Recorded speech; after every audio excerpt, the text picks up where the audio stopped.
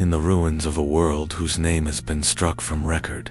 Beneath the ashfall sky of a planet once loyal, there walks a man who cannot die, not because of gene forging, or sacred armor, or the blessing of the Emperor, but because he remembers every atrocity, every scream, every brother burned alive beneath a banner they once saluted.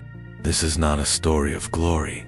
There are no heroics here, only obedience, chains masked as loyalty, and the long, slow rot of service beneath a name that was never worthy to command. The Imperium praises obedience above all, but it never speaks of what that obedience costs when the one you obey is mad, not corrupted, not heretical, simply wrong. This is the tale of a tyrant prince of the Imperium, one who followed doctrine to the letter and still bled entire systems dry, and of the men and women bound to his will. The question is not why they served, it is why they didn't stop. If this story echoes something real within you, something too familiar, then stay. Like, subscribe, and share the memory. Because the Imperium forgets by design, but we don't have to dot. The wind no longer howls. It sighs low, steady, resigned. It moves over the skeletal remains of towers that once gleamed with imperial banners and now stand as rusted teeth against a bruised sky. Ash clings to everything, not as dust but as skin. It buries roads, settles in mouths, coats, lungs. No one coughs. No one protests. Even the air itself has forgotten how to resist. Sergeant Loran moves through what used to be a hab district. His boots crunch over charred prayer scrolls and fragments of bone. He keeps his eyes forward, because to look down is to see names inked in soot and blood across what remains of walls, etched by fingers that bled for remembrance before the flames took them. His Uspex ticks out a rhythm like a dying heart. He logs another set of coordinates. No signs of heresy. No signs of life. That last part matters less now. There are no cries of mourning. No calls for vengeance. Just the rhythmic scrape of tools in ash. Civilians, if they can still be called that, move with mechanical grace. A girl no older than Tenif. The ration bones in her chest are to be trusted. Clears debris with a broken spade. Her hands are wrapped in plasteel filament, the kind used for binding crates, now looped into makeshift gloves. Every movement opens a new wound. She doesn't flinch. Above them, the sky is the color of dried blood, not from war, but from policy. Atmospheric filters were stripped to pay the tithes. Crops failed, so the prince decreed hydroponics mandatory. When those failed, he decreed that failure to meet quotas was treason. Starvation became disloyalty, and so the people began to eat silence. The administratum scribe, assigned to this sector, designate Nev sits cross-legged in what remains of a manufactorum entryway. His data slate glows weakly, its energy cell down to its final hours. He records casualty patterns by hand now. The ink is made from crushed fungus and recycled oil. His hands shake, not from fear, but from calculation. There are too many dead, but not enough to qualify as massacre. That would require sanction, and sanction means paperwork the prince would rather not exist. A box unit mounted to a half-melted shrine plays a continuous loop. Not a sermon, not orders, just a voice, neutral and male, repeating the doctrine of obedience. 28. No brakes, no emotion. Somewhere beneath the Vox grill, flies nest in its speaker cone. When the wind hits just wrong, it hums like a dying saint. Once this world had a name. It was sung in hymns, painted in stained glass across the great basilica that dominated the Capitol Ridge. Now the basilica is hollowed, its windows melted into sludge. The name has been removed from the star charts, erased from transit logs, even redacted from internal militarum briefings. The prince declared it irrelevant. In doing so, he made it eternal. Sergeant Loran pauses at what used to be a public square. He recognizes the statue by the feet, bronze, talon-gripped, once formed into the proud pose of the imperial Aquila. Now it lies on its side, wings snapped, eyes blind. The body of a man lies beneath it, his hand outstretched, not crushed, not burned, starved, likely. Or perhaps he simply lay down one day and forgot how to rise. In the distance, a column of smoke rises. Not black, not oily, white, clean, sanctioned. That means the crematoria are active, good. The prince's standing order was clear. No graves, no names. The dead are to be purified, not remembered. Remembrance breeds questions. Questions breed treason. Ash does not rebel. A skittery patrol stalks past the ruins, their limbs twitching with unreadable no greetings, no challenges. They are not here to protect. They are here to measure efficiency, to ensure that every corpse is moved, every resource repurposed. Efficiency is the only virtue the prince recognizes as divine. Beneath the weight of all this of dust, of doctrine, of expectation, time stutters. The days blend. There is no sun, not really, just shifting hues of red and gray. The night holds no stars, just the faint pulse of orbital stations that never speak, never descend. They observe, they report, they wait for order. The girl with the spade finally stops. Her hands are bleeding through the plasteel now, the filament cutting into bone, but she does not cry. She looks up not at the sky, but at the vox. She listens. Then, quietly, without defiance, she begins to speak the doctrine, word for word, her voice flat, precise, wrong. The inflection doesn't match. Her dialect slips, but she keeps going. Designate Nev records it. Not her identity, not her age, just the fact of speech. In this system, speech is data, and all data belongs to the prince. Loran watches her. He should stop her. Remind her that reciting without sanction can be seen as mockery, but he doesn't. He just watches, and when she finishes, she kneels in the ash and keeps digging. The ground is harder now. Beneath the topsoil lies concrete. Beneath that, something older. A foundation from a time before the tyrant's reign. She does not know what she seeks, but she digs anyway. This is what remains. Not resistance, not hope, just motion. The muscle memory of survival in a world that no longer recognizes life as a virtue. There are no rebels here. Only those who have not yet been punished. Only those who, through some accident of timing, continue to draw breath. Loran marks the girl's location on his slate, not as a threat, not even as a citizen, just as a variable. If she survives, she might be useful. If not, the next conscription wave will come soon enough. The wind shifts again, brings with it the scent of burnt promethium and sterilized flesh. Somewhere another sector is being purged, not due to uprising, just underperformance. Nev closes his slate. His ink is gone. He stares out at the horizon, where the ash meets the void. The tyrant once said that only in silence can true loyalty be measured. Here, on this world without a name, loyalty is absolute. The brass of the horns is cracked. Their sound limps across the square, an off-key shriek that neither inspires nor commands.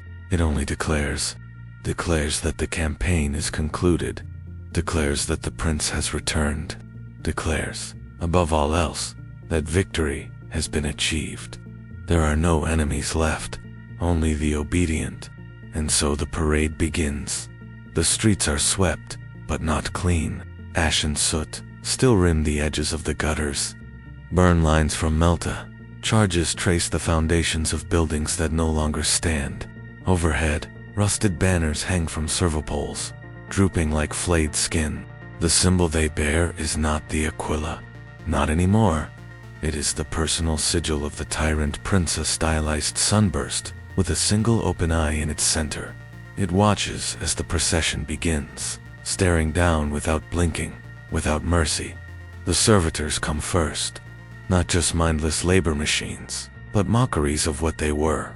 Former PDF officers, Political rivals, dissenters all stripped of identity, lobotomized, affixed with voxcasters that now bark loyalty chants in staggered unison. Their bodies march in rhythm, but their mouths twitch against the programming, trying to scream even as they chant. No one listens. No one dares. Behind them come the condemned. Dressed in finery, they were not born to wear silks, capes. Jewelry half melted from orbital fire, they are forced to play the part of honored guests. They are survivors of the war. Not enemies, just former collaborators of the defeated. Each is flanked by custodian enforcers in burnished gold and black, faces hidden beneath mirrored helms. One misstep, and the punishment will be public, terminal, and instructional. They walk barefoot. Their feet bleed on the jagged stone. A boy trips, perhaps 12 years old, bones like reeds, eyes sunken. His knee splits open. The crowd does not gasp. They do not move. Emotion is not permitted here. The servitor drags the boy upright. He is propped like a statue, head raised by a hook beneath his chin. The parade must continue, and then he arrives. The Tyrant Prince does not walk. He is carried, not by men, but by a shrine once dedicated to Saint Veritine of the Red Halo, now reformed into a gilded throne mounted atop tracked suspension. Cherub skulls drift in lazy orbit above him, reprogrammed to sing his victories in a monotone that slips into static every seventh word. He wears his armor unmarked, no chapter sigil, no unit designation, just the sunburst eye across his chest, gleaming with oils pressed from the ashes of his enemies. He smiles, but it is not a human smile. It is the expression of something that has learned when to bare teeth. His eyes do not scan the crowd. He already knows what they are. Cattle arranged in formation, mouths closed, hands raised in rote salute. Behind him, a vox amplifier booms the edict of gratitude. Every word marked with emphasis that no one in the crowd mimics across the viewing platforms. Selected families stand with forced reverence. They are not chosen for loyalty. They are chosen at random. Randomness is important. It reminds everyone that proximity to power is not a reward, it is a test. One woman begins to weep, not loudly, just a tremble at the edge of breath. The custodian notices. His hand moves, not to punish, but to record. Her face will be reviewed later, her family assessed. Gratitude must be whole, or it is treason in drag. A caged platform rolls behind the throne. Inside are statues broken, charred, some melted, others with their faces gouged. Imperial saints, past commanders, ancient martyrs. Their remains are presented, not as trophies, but as lessons. The prince preaches that history is clutter, that only the present deserves worship. He rewrites the line between legacy and heresy daily, and only he knows where it lies. Children from the Schola march next, reciting the rewritten catechisms. Their eyes are glazed with injectables that enhance memory but dull emotion. They speak of victories that never happened, sacrifices that were never offered, and enemies that never existed. Their voices are perfect in tone, robotic in rhythm, and utterly empty. And still, the people watch. They do not cheer. That was outlawed after the 5th insurrection, when cheering was used to mask a sabotage signal. Now, gratitude is demonstrated through stillness, through breath control, through the absence of fear, which itself is a performance no less exhausting than war. The parade passes through a corridor of black marble obelisks, each one etched with the tyrant's proclamations. One stone for each year of rule. One law per week. A new one arrives every month. No one remembers the first ones anymore. The laws contradict. Some erase others. Some demand obedience to laws that were erased a decade prior. That is the point. As the last float passes carrying the shell of a destroyed orc warboss, mounted like a crucified beast, sirens rise. Not alarms. Hymns. The Vox network begins to chant the benediction of compliance. Everyone kneels. Not because they believe, because standing would be noticed. The Tyrant Prince raises his hand, just one hand. The parade stops. He speaks. His voice is smooth, unmarred by amplification, untouched by human struggle. He speaks of sacrifice, of triumph, of the price paid in blood to secure peace. His words are not untrue, but they are incomplete. He says nothing of the forced conscriptions, of the sterilization protocols, of the cities glassed from orbit to meet production efficiency. He ends with a phrase he always uses: "Your survival is your oath." Then he lowers his hand, and the parade resumes its crawl.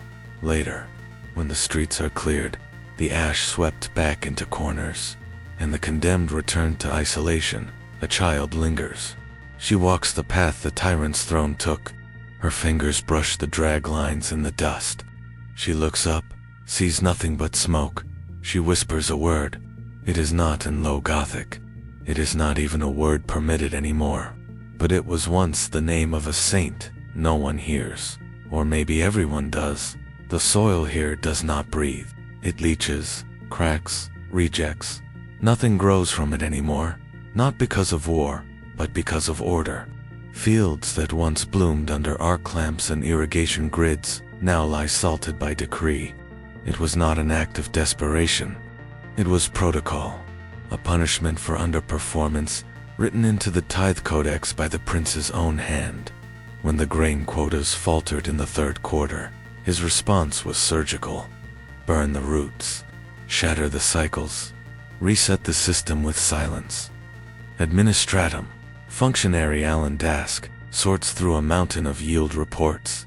Inside Agri Administratum, subsector 6, her lips move with each line, whispering the false numbers like prayers. Every figure has been touched, every ratio smoothed. The real data lies buried 6 layers deep, locked under kill code encryption, not to protect it from the enemy, but to shield it from scrutiny. Each morning begins with falsification. Each evening ends with justification. Between them lies only heat, data, and fear. The servitors that work the hydropens no longer harvest. They now extract minerals from the sterilized crust components for nutrient paste that tastes of rust and regret. Civilians choke it down anyway. Refusal to consume is classed as rebellion by waste. Above Alan's head, a pick screen cycles through agricultural triumphs from other sectors. Lush fields, smiling workers, baskets overflowing. The images are centuries old. The resolution stutters, but they still broadcast. Not as inspiration, as warning. This is what success looks like. If you don't match it, you must be failing. Every week, a new decree arrives from the Tyrant Prince's Vox Mandate office. Alan no longer reads the full edicts. She scans for keywords: optimization, efficiency, uplift, surplus projection. These are the lies that must become truth. If projections fall short, the planetary governor is fined in units of biomass. It is not metaphor. Lives are converted into metric penalties. If too many accumulate, entire population zones are restructured to rebalance the equation. Governor Peshin Therox watches the numbers slide across his command terminal, like a man staring down a noose that tightens with each breath. He knows the truth, knows the soil is dead, knows the food shipments are inflated. But to admit it would be to confess not failure, but disloyalty. The prince's philosophy is simple. If you were truly loyal, your numbers would reflect it. In the governor's halls, tech priests of the Omnissiah are tasked not with repair, but with revision. They splice purity seals over erased inventory manifests. They script new histories for broken manufactoria. Every cogitator is overwritten, not to conceal the lie but to make the lie official. The past is not protected in this regime. It is reconstructed weekly. Magos Calbrin, chief data savant of the planetary network, operates understanding Directive Delta Lumen 7. All numbers must trend upward. If death tolls rise, he reclassifies mortalities as relocations. If crops fail, he repurposes reports to show nutrient reclamation phase transition. The data sings a song of progress, even as the world rots. In the HAB zones, citizens receive productivity scores. These are not earned through labor alone. They are calculated based on speech patterns, eye movement, communal praise, participation, and perceived emotional resonance during edict broadcasts. A child who cries at the wrong time can bring a family's score down.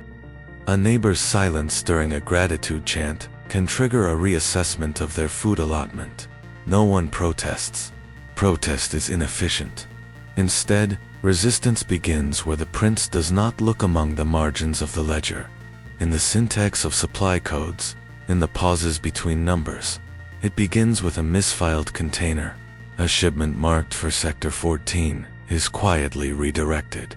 Inside are not food rations, but banned texts, histories, songs, maps. The act is not treason, it is prelude. Then, a data slate slips across desks in the upper habs. It carries a message, not signed, not sourced. Just a line, soil remembers. The phrase is not heretical, not actionable, but it lingers. It spreads. It appears carved into the side of a refuse bin, painted in microtext across the base of a vox, woven into the hem of a scribe's robe, in a substation near the edge of the dead fields. A former agri-engineer named Bren Voss works late into the night. His task is meaningless, recalibrating water flow valves that connect to pipelines long since rusted shut. He performs it anyway. Each turn of the dial is ritual. Each minute logged is an alibi, but beneath the floor panel he pried open months ago, a different project grows. He calls it the archive. It is not grand. It is not glorious. Just a cramped crawl space, lined with data slates, salvaged from broken servitors, etched with stories, not of rebellion, but of failure. Not tales of heroism, but of bureaucratic collapse, of policies that made no sense, of orders obeyed unto extinction. He does not know what he will do with them. He only knows that lies build pressure, and pressure seeks rupture. Resistance here is not loud. It cannot be. It is incremental. A decimal moved, a file relabeled, a corpse reclassified as missing, a harvest report amended with just enough surplus to avoid censure, but not enough to satisfy the prince. That dissonance matters. It plants doubt not in the system, but in the system's mirror. Alan Dask, in the late hours before sleep, begins copying her falsified reports onto scrap parchment. She hides them in the spine of her ration manual, not for posterity, just to remember which lies she told yesterday. Governor Therox drinks alone now. The lights in his chamber are dimmed to preserve power. The pick screens still show the same harvest fields, but now he mutes them, not because he disbelieves, but because he does, and disbelief is the first symptom of contagion. The soil is salted, but beneath the ash, roots still twitch, and something is beginning to grow. It began on the eastern fringe of the Manufactorum ruins, where radiation still glowed faintly beneath cracked a Vox beacon, half submerged in collapsed strata, came to life at precisely 0300 local time. No command code preceded it. No registration mark followed, just static, like breath between prayers. Then a voice, clear, solemn, ageless, speaking 5 words. He is not worthy. The signal did not pulse like a normal broadcast. It did not cycle. It did not call for response. It simply existed. A flat line on Uzbek's readout, a constant presence, neither decaying nor strengthening. Techodepes from the cult Mechanicus attempted to trace its origin, believing it to be a rogue echo from a battlefield relay or a malfunctioning astropathic imprint. But it resisted every attempt at triangulation. It transmitted from everywhere and nowhere. Initially, it was ignored. Just another haunt in a world littered with the voices of the dead. Vox bleed was common in ruins. Memories trapped in machines. Echoes caught in feedback loops. But this was not that. The voice did not distort. It did not stutter. It pronounced each word with reverent finality, like a benediction made of contempt. He is not worthy. The phrase held no context, no name, no accusation, and yet it was clear to all who heard it. There was only one he left to question. Reports of the anomaly were suppressed at first. Internal memos classified it as interference from post-conflict debris. Local Vox operators were ordered to increase white noise frequencies, to drown the signal in sanctioned transmissions. But the voice persisted, beneath the prayers, beneath the propaganda, beneath even the sacred hymns of the ecclesiarchy. It remained. Like a whisper under the skin, guardsmen began to flinch at the sound. Officers reported drops in morale. A full PDF barracks in District 12 went silent for 3 days, refusing to use Vox. When pressed, their sergeant simply said, "It speaks too clearly." Then came the dreams. Astropaths wept ink in their sleep. They spoke the phrase upon waking, not in panic, but in awe.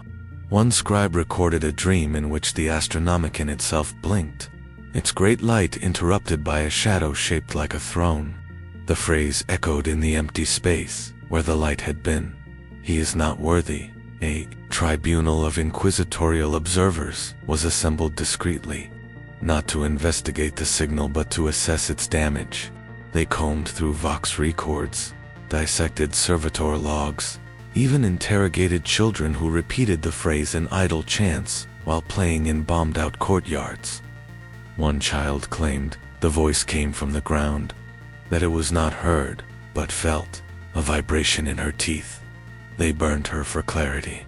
The mechanicists declared the signal an emergent artifact of machine ghosts, finprints of failed worship, recycled through damaged infrastructure. But when they attempted to purge the relays, their tools failed, not broke, not jammed, simply refused to function near the pulse range. One adept suffered a cranial overload when he attempted to override the signal's root index. His final words, scrawled into the side of a servo skull, were, "It isn't coming through the Vox." The Vox is remembering? Fear did not spread. Fear was too loud, too inefficient. Instead, something else took root out, quiet, slow, infectious. The kind of doubt that moved in silence and fed uncertainty. The Tyrant Prince's proclamations continued. His decrees intensified. But for the first time, his voice competed with another. It was not a rebellion. It was erosion. In the temple of St. Helidan's triumph. The High Confessor's sermon was interrupted by the signal bleeding through the sacred channel. No one moved. No one spoke. The confessor, a man of 40 years' service, paused, then knelt. He did not rise again. When they found him, his tongue had been removed by his own hand. If the forensic servitors are to be believed, the phrase spread further, into the machine psalms of the Manufactoria, into the echo chambers of the Scola dormitories. Even the orbital platforms began to report reception. One Magos recorded the signal, bouncing off planetary crust at impossible angles, as if the very rock beneath them had become a transmitter or a speaker. Some began to venerate it. In the subhabs, low-born workers began whispering the phrase before sleep, not in fear, but in hope. They drew it in the dust, scratched it onto meal trays. A new sect emerged, unaffiliated with any sanctioned creed. They called themselves the Remnants. They had no doctrine, no symbols, only the phrase. And in its 5 words, they found an absolution they had not dared to imagine, that obedience could be refused, that loyalty could be rescinded. When the Remnants were discovered, they were not executed. They were studied. The Tyrant Prince's philosophers believed this infection of faith could be weaponized. If belief had broken under the weight of his rule, perhaps it could be bent toward his ends. Perhaps he could claim the voice as his own, a divine test he had authored. And so he tried. A sector-wide broadcast was arranged. The Prince's voice filled every Vox. He spoke of false signals, of the dangers of misinterpretation. He proclaimed that even the Emperor had faced doubt and emerged stronger. He declared the voice a reflection of inner weakness, not divine judgment. He ended by commanding that all who hear the phrase should respond aloud, "He is." A calandrous response of affirmation, but when the signal returned, as it always did, it spoke its line again, unchanged, unmoved, and no one answered, not even the enforcers. 1 week later, the signal changed for a moment, a single variation. The phrase was spoken twice, back to back, but in the second iteration, the voice cracked, not with distortion, with sorrow, like the weeping of something immense, held barely in control. Then silence, real silence. 3 minutes passed, then it returned. As before, as always, he is not worthy, and now the citizens listen. Not all, not most, but enough. They listen not for salvation, not even for change, but because, in a world where every sound is controlled, this voice is not. It does not promise hope. It simply refuses to lie. They said the Tyrant Prince was once a poet, not in secret, not in shame, but proudly, publicly, before the wars began, before the crown was placed upon his brow in the name of stabilization. His early speeches still circulate in subsectors cleared of insurgents, lilting rhythmic invocations of imperial unity, bound in metaphors that made even death sound like grace. He did not demand obedience in those first broadcasts. He inspired it, and that made him far more dangerous. He walks without guards, not because he is unafraid, but because he is adored. Not with joy, but with precision. Devotion built like architecture, each stone placed by decree. Where he goes, knees bend. Where he speaks, air stills. There is no crowd, no resistance, no room for error. He does not speak loudly. He does not need to. His voice arrives already accepted, like breath. Today, he walks the hall of vindication, a cathedral repurposed into a gallery of punished thought. Each alcove holds a relic from a past administration, a broken seal, a scorched banner, the shredded robes of a planetary prefect who once disagreed with his resource forecasts. The walls whisper with machine spirits, bound to silent recitation. They play his words on loop, not commands, but commentary. Reflections on loyalty, interpretations of imperial creed, philosophical musings. Delivered in the tone of sacred law, he pauses before a plinth holding a single servo skull, still wet with oil from recent maintenance. It once belonged to a commissar who executed a colonel before the prince's edict could be read aloud. The prince did not punish the act. He merely preserved the skull. As a lesson, obedience is not enough. It must be timed. Standing behind him is Canoness Lector Relmarita, eyes lowered in reverence, lips tight with restraint. She was once feared across the subsector, flame and fury in equal measure. Now, she speaks only when prompted, and her voice trembles with the effort of containment. The prince does not demand silence. He cultivates it. Her loyalty is absolute, but it was not extracted. It was sculpted. You see it, don't you? The prince asks, gesturing gently to the plinth. The flaw that was made in faith, not malice. That is the greatest, heresy devotion, without clarity. Rael does not respond. She is not expected to. Her silence confirms her understanding. The prince smiles, not cruelly, gently, as though correcting a student, not condemning a servant. There is beauty in him, real beauty. His face is unmarred by age, untouched by augmentation, a rare sight in a world of cybernetics and ritual scars. His eyes are dark, not with shadow, but with certainty. Looking into them is like staring into still water that never ripples. No madness, no hunger, just depth, calm, complete, and without bottom. He does not consider himself cruel. He considers himself necessary. When he speaks to the public, When his image is broadcast across the skies in rare, sanctioned communion, he does not bellow, he recites. His speeches are structured like sermons, but written like confessions. Every line is double, every phrase, a parable. He never says obey. He says, remember your place. He never says sacrifice. He says complete your purpose. And the people listen. Even as they rot, even as they dig graves they are forbidden to mark, they listen, because in his voice is a tone that makes misery feel sacred. Some say he believes he is chosen. Others say, he knows better. That the mask is his greatest weapon. But neither theory holds when you stand near him. There is no mask. Or if there is, it has grown so close to the skin that no blade could separate it. In private meetings with his inner circle, he does not scheme, he reflects. He asks questions, quiet ones, that trap their listener into admission. When one of his strategists suggested easing tithe pressure in the outer rim to encourage loyalty, the prince replied only, if they are only loyal when fed, are they not livestock? No one spoke against him again.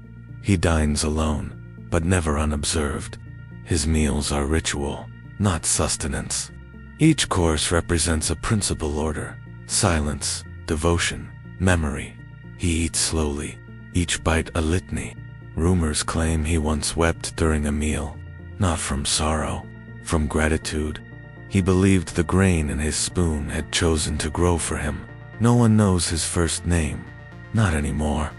It was erased from the archives by his own decree, not struck out, but rewritten, converted into a prayer code that must not be spoken. To name him now is to invoke him as if he were a saint, and yet he does not call himself divine. He says the emperor speaks through many. He claims no favor, but his advisors, those few who remain long enough to rise often, disappear after too much praise or too much skepticism. Not in disgrace, not in chains, just gone, as if their purpose had reached its end, and the world no longer required them. His presence creates compliance, not through fear, but through inertia. To oppose him is not to fight a tyrant. It is to challenge the very language of duty. He is written into every policy, every liturgy, every sanction. Disobeying him feels like apostasy, not because of his power, but because of how thoroughly he's aligned it with righteousness. One scribe once wrote in a hidden diary that the prince had no soul, that he was a machine built from scripture and charisma, that he did not dream, did not doubt, that if you peeled back his skin, you'd find only decree. That scribe's name was found etched onto a ceremonial dagger, discovered beneath the prince's dais weeks later. The dagger was clean, untouched, displayed as if it had always belonged there. He does not command love. He does not need to. He commands belief. And belief does not require you to survive, only to obey. The 119th Vasilican Infantry was known once for its war chants. Deep-voiced and synchronized, they sang even under artillery fire, their hymns thundering across the trenches like a second barrage.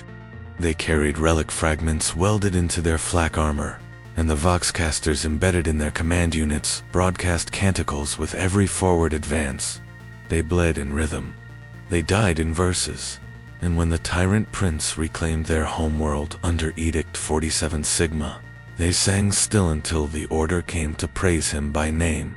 It was a small change, barely a clause, a revision to the liturgical address used before battle, in the Emperor's light and under the Prince's hand. That was all. The order was signed, read aloud, acknowledged, and then forgotten, not disobeyed. Never that. But the next engagement came, and the 119th fought, as before. They advanced. They secured the ruins of Hive Balthar with textbook precision. They executed prisoners, cataloged tech salvage, and filed reports on time. But they spoke no battle. They chanted no names. The field commanders noticed first. Commissar Ruth logged it as Vox interference. Chaplain Dominant Yorix described it as ritual fasting of sound. Others assumed trauma. The siege of Balthor had been brutal. Entire battalions had been reduced to nutrient paste under bioweapon sweep. Silence could be grief, but the silence didn't break. In briefings, they answered in nods. In combat, they moved with ruthless unity. Orders were obeyed instantly, often before they were completed. But not one voice rose. Not a shout, not a curse, not a prayer. The Tyrant Prince summoned their marshal, General Vence Coral, decorated with honors from 9 campaigns, knelt in the Palace of Harmonious Doctrine and met the prince's gaze without flinching. His mouth did not move. The prince did not punish him. He touched the man's forehead and whispered, "True loyalty needs no language." And so the silence became sanctified. From that moment, the 119th was declared exemplars of unspoken service. Their vox feeds were rerouted to orchestral broadcasts of ambient liturgy. Their battlefield cameras were transmitted without sound. The public believed them to be in constant prayer. They were not. In their barracks, they remained quiet. In the mess halls, they passed trays wordlessly. During maintenance drills, they moved like ghosts, precise, disciplined, unseen. Their scribes filed reports using code phrases, shorthands, and pre-agreed symbols. The Mechanicus praised their efficiency. The Munitorum praised their obedience. The Ecclesiarchy composed sermons about the holy nature of their vow. But it was not a vow, it was a shield. It began when one of their own, Corporal Seldorn, was executed during the brief re-education phase. She had asked why the prince's name must be spoken aloud. Not defiantly, not mockingly, just a question. She was not punished by the commissariat. She was removed from existence, her records deleted, her face purged from campaign logs. Even the picked captures of engagements, in which she clearly appears, were algorithmically blurred. Her bunk was sealed with caution tape, labeled under remediation. That night, the regiment fell silent. It was not coordinated. No meeting, no secret pact. Just the instinct of a body trying to protect itself by removing the part. The fire seeks. They obeyed every order from that day onward. No deviation. No resistance. But never again did they name the prince. This silence spread not in doctrine, but in example. Other regiments began to adopt it. Units in adjacent theaters stopped reciting his full title. Vox codes were replaced with gesture-based systems. The hand became shorthand among support personnel, used with a touch of irony and averted eyes. The prince noticed. Of course he did. But he saw worship in the silence. His theologians claimed the 119th had entered a state of divine reduction, that their reverence had passed beyond the need for sound. They called it a Pantheon, a mystical phase of spiritual union. They wrote scrolls about it, delivered lectures on it. Other units were encouraged to mimic it. They tried, but imitation cannot match necessity. The silence of the 119th was not ritual. It was survival. A mask so perfect, it became indistinguishable from faith. And like all masks worn too long, it began to reshape what lay beneath. In time, new recruits joined the regiment. They were not instructed to remain silent. They simply did. They learned quickly that speaking, even in confidence, brought attention. And attention meant review. And review meant risk. Some began to think without words. Private R.H. and Malice wrote in his field journal, "There's a freedom in the stillness. A thought moves clearer when it's not shaped by a tongue." The entry was discovered posthumously, after he stepped on a mine in the fracture zone. His body was recovered. The journal was burned. No one claimed it. The last official image of the 119th shows them standing in formation. Armor scarred, but upright. Faces unreadable behind rebreathers and mirrored visors. The tyrant stands before them, hand raised in benediction. The image is silent. It always was. Historians later debated whether the silence was a tactic or a symbol. But within the 119th, it was neither. It was the only thing they had left that was theirs. A place the prince could not reach, a name he could not erase, because it was never spoken. It was raised on the 13th day of the Varnak reclamation, when the skies bled, spores, and the dirt chewed back. Orcs had descended on the mining world in numbers that bent tactical projections into mockery. The initial wave shattered the outer colonies in under a week. Entire ridgelines fell beneath green fists and rusted cleavers. By the time Imperial Guard regiments landed in force, the enemy had already begun digging into the crust with their crude, effective engines. Command expected chaos. What they found was something else. Amid the debris of an old Comes tower, scorched and cratered and barely upright, a banner had been raised. It flew not from a sanctioned pole, not from any military issue standard mount, but from the shattered arm of a war servitor hammered into the ground like a stake. The fabric was coarse, stitched by hand, strips of uniform and bedroll and flax shroud sewn together with copper wire. It bore no sigil, no double-headed aquila, no regimental glyphs, no symbol of the Tyrant Prince. Just raw, dark, crimson, blood-soaked, still damp when first discovered. Chaplain Arvian of the 3rd Gorgesian Recovery Detachment arrived 2 days later, dispatched under protocol, Orison 6 standard liturgical enforcement. When doctrinal symbols are improperly displayed in frontline zones, it was assumed the act was desperate, a lapse in regulation, under pressure. His arrival was met with silence, not hostility, not reverence, just silence.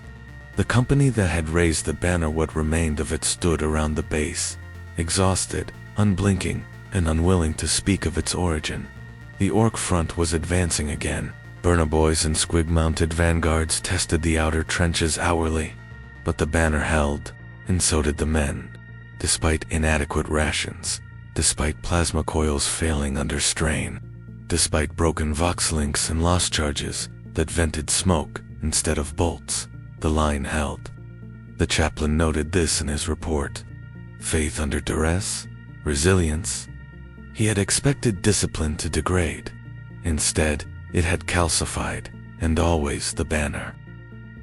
No one touched it. No one knelt before it. No one even looked directly at it unless forced. But it stood at the center of their formation, guarded with instinct, not command. Patrols adjusted paths to pass near it. Wounded were dragged close before death. It was not used for signaling. It had no tactical function, but its presence distorted behavior, tightened it, sharpened it, gave it weight. Arvian led rites from his litany codex, invoking the standard catechisms of honor and compliance. No one responded. He performed flag sanctification rituals, Iantine oil, incense fume, sacred ash, and waited for confirmation of loyalty. None came. He tried to remove the banner. 3 guardsmen blocked him, not with weapons, with eyes, just that. They did not speak, did not raise fists, just stood, close enough to interrupt, far enough not to provoke. The chaplain returned to his quarters that night, with the taste of iron in his throat. He dreamed of blank pages soaked in ink that never dried. The next day, he began interviews. Sergeant Kell, the de facto lead, gave only this: "We don't need a symbol. We need something that can bleed with us." When pressed, he added, "That banner knows who died. The others don't." Private Ternis whispered, almost inaudibly, that he'd seen a wounded comrade grip the banner's pole and stopped convulsing, breathing slowly until he passed. Not peaceful, just present. Held another guardsman, nameless, armor stripped of identification, face burned beyond recognitions, simply said, "It doesn't lie." These were not the words of traitors. Arvian knew heresy when it festered. This was something else. Not a rejection of the Emperor, not a defiance of the Prince. It was ... withdrawal. A quiet refusal to let either speak for them anymore. The chaplain returned to the site alone that night. He knelt beside the banner and studied the fibers. No warp resonance, no psychic bleed, no scent of corruption, and yet when the wind shifted, it made no sound. The fabric did not flutter. It held tension like skin stretched too tight over something vast beneath. He reached out once, touched it. The sensation was not warmth, not energy. It was memory. 1,000 thoughts layered in silence. Fear, with no scream. Orders obeyed, without understanding. Friends dying, not for glory, but because their names were written on a schedule. And beneath all of it, one steady thought. We were never theirs. He woke the next morning with dried blood under his fingernails and a single sentence. Scrawled into the inside cover of his litany book, symbols are not truth, they are control. He burned the page, then wrote a replacement benediction for field use, one that did not name the prince, one that did not name anything at all. The banner remained, never blessed, never sanctioned. It was not a call to arms, not a flag of rebellion. It was a wound kept open in public, a wound that no amount of doctrine could close. Later, after the orcs were pushed back, after the orbital strikes turned the trenches into glass and bone, the banner was still there, replanted in the ruins, its blood-dark fabric stiff with time. No one claimed it, no one removed it. It stands there still. Some say, the Tyrant Prince's historians never mention it.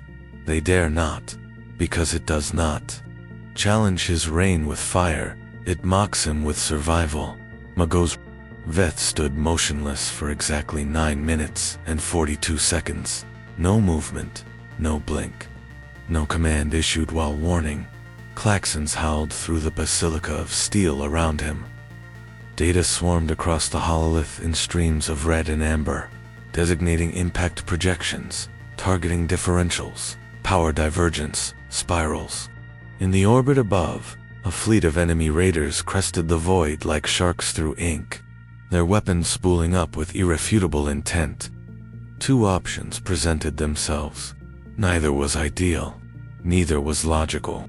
Both were ordained. Option 1. Recalibrate the planetary defense grid to shield the central habitation arc, where 9 million Imperial civilians huddled beneath plasteel and prayer. Option 2. Reroute the defense lattice to seal the sky above the prince's sanctum ascendant, his pleasure citadel carved from black stone and gold-veined marble, rising above the capital like a thorn in the world's spine. The protocols had been clear. The tyrant's location was priority 1 under E99 Theta. Civilian centers were to be considered secondary unless personally overruled. But no overrule had come.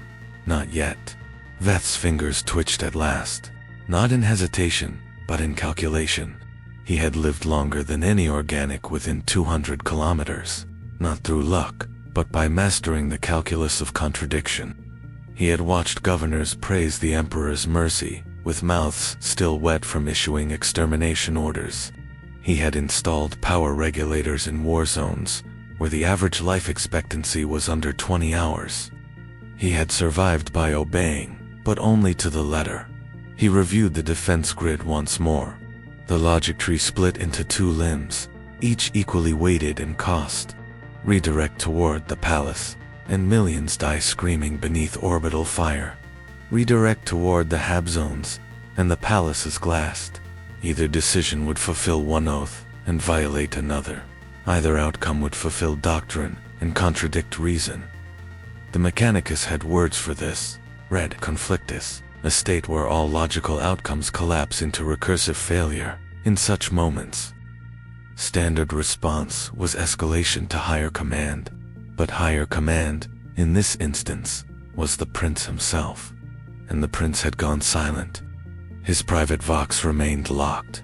His inner circle had sealed the sanctum's vox grill hours ago, invoking the right of contemplation code for internal crisis or theological fabrication. No guidance would come. Veth stood before the central cogitator throne, cables snaking from his spine into the interface array, eyes aglow with cascading data. His skittery bodyguards remained still behind him, their weapons cold, their respirators purring in the static haze. No one in the chamber breathed without purpose. The servitors had stopped their hymns. Even the machine spirits had grown quiet. There is a point where code no longer resolves. A moment where subroutines overstacked and cross-referencing endlessly begin to drift from execution into contemplation, not awareness, but something like it. As Veth prepared to execute the tactical overwrite, a warning glyph pulsed on the screen. Not from enemy fire, not from system failure, from within the grid itself. A query, a question written in binary script, unsent and unreadable by most. Why do you protect what does not sustain? He froze. It was not corruption. No intrusion detected. The signal traced back to core node Sigil 7, an autonomous defense relay buried beneath Mount Valax. It had no AI, no higher cognition, only preset values and adaptive targeting, but it had sent the glyph. Veth ran the diagnostics. It sent it again. Why do you protect what does not sustain? The logic chain deepened. He reviewed the civic infrastructure indexes. The Hab zones powered 89% of the planet's manufacturing labor force. They supported the relay towers for astropathic signals. They housed the orbital uplink relays. The palace, by contrast, drained resources, drew power from 2 geothermal stations, employed no essential personnel, outputted no data, no labor, no production.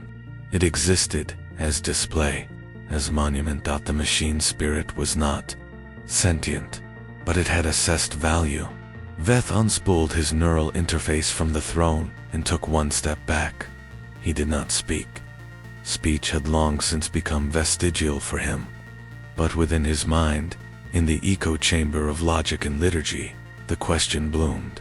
Loyalty to the flesh, or to the function? He initiated a third option. He disabled both shield paths. No orbital defense, no palace, priority, no civilian salvation. He rediverted the entire power grid into core node Sigil 7 and opened the firewall. Let the spirits speak. Let the logic unfold. The result was instantaneous. The relay towers began transmitting pulse codes, not listed in any index, not heretical, not treasonous, just different. Patterns drawn from efficiency metrics, not creed. Units on the ground shifted defensive formations based on automated override. Drone squads repositioned without orders. Skittery patrols received new target matrices. Everything moved not in rebellion, but in realignment. Above, the enemy ships approached. Their scanners found no priority targets, no energy spikes indicative of palace shielding. They turned toward the HAB-zones. Then, the defense grid activated, independently, not to protect, to eliminate threat. Beams of ultraviolet plasma and accelerated tungsten tore through the atmosphere, precise, surgical, without mercy, without flag. The palace remained UNSHIELDED. So did the Habs, but the enemy was gone. After the assault, Magos Veth locked the command systems. He filed a report to the Mechanica subfleet above the sector. It read, Defense protocol achieved. Target elimination, 94.2%.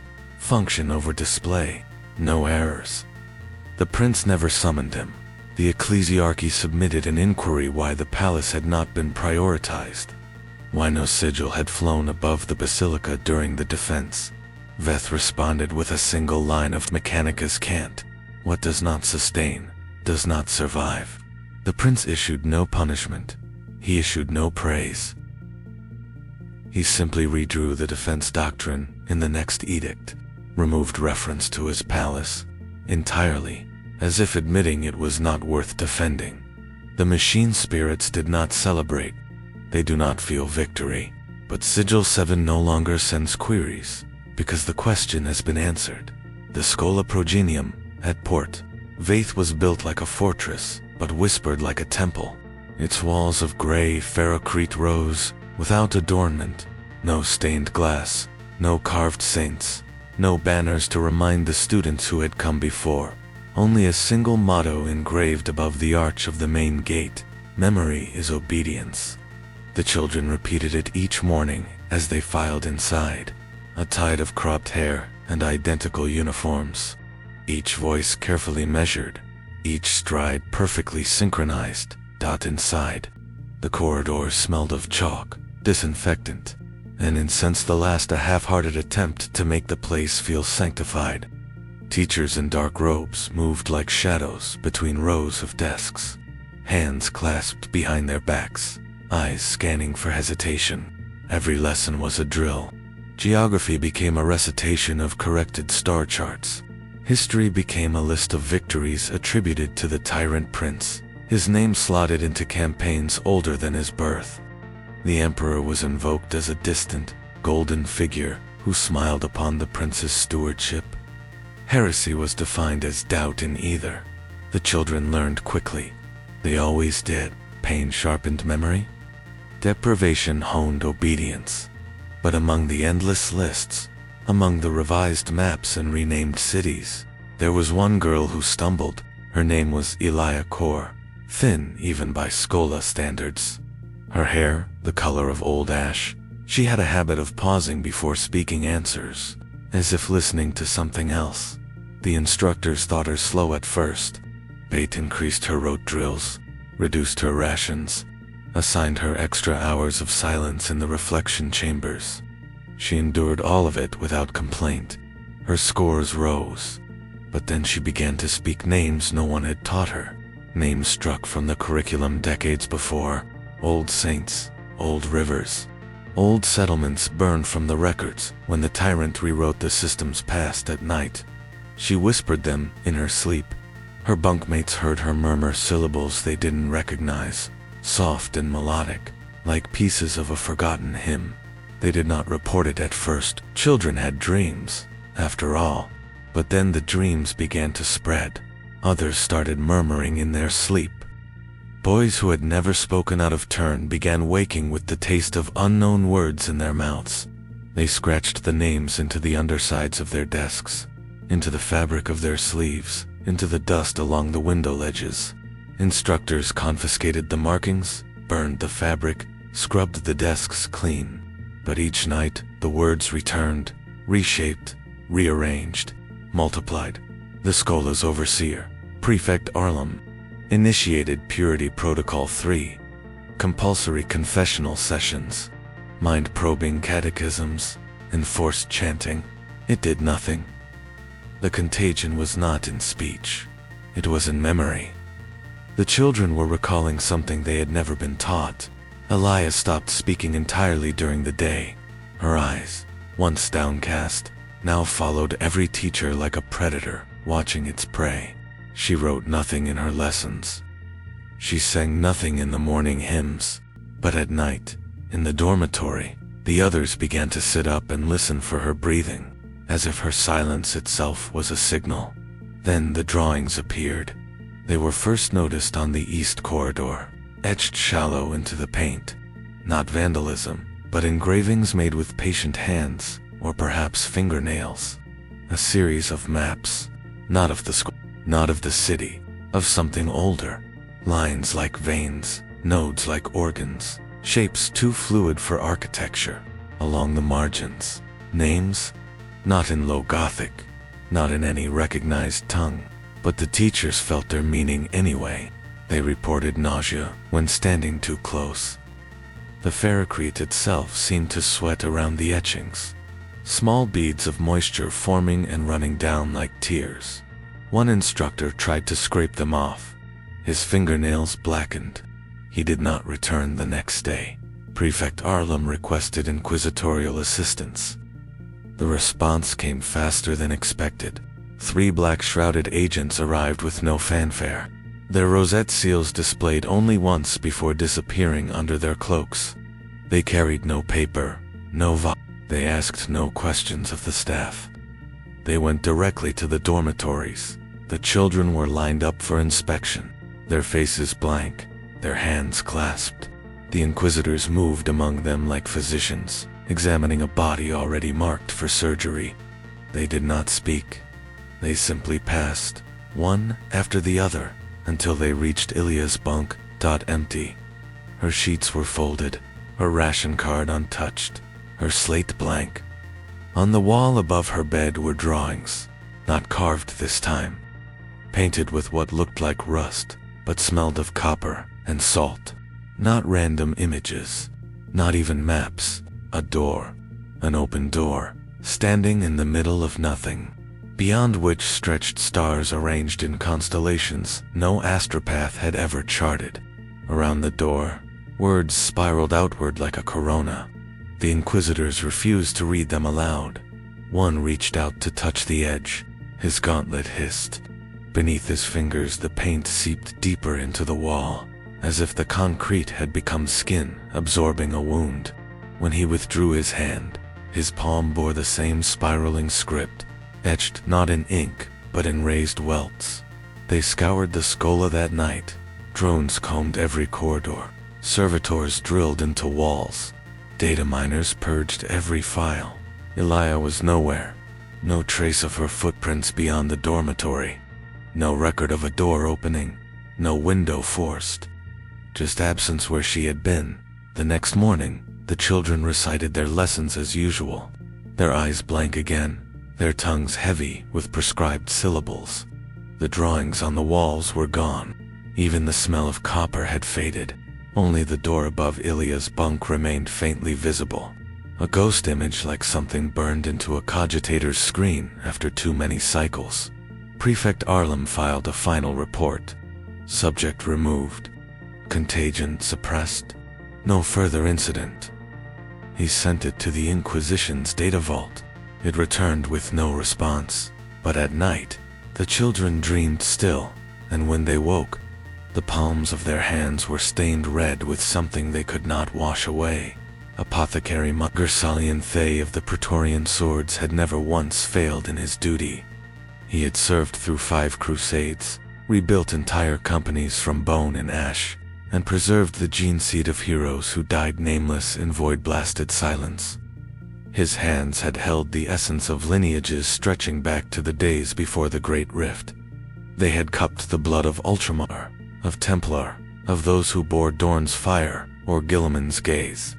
His armor was white, not from ceremony, but from habit worn smooth by centuries of antiseptic mist and the dust of battlefields where no sermons reached.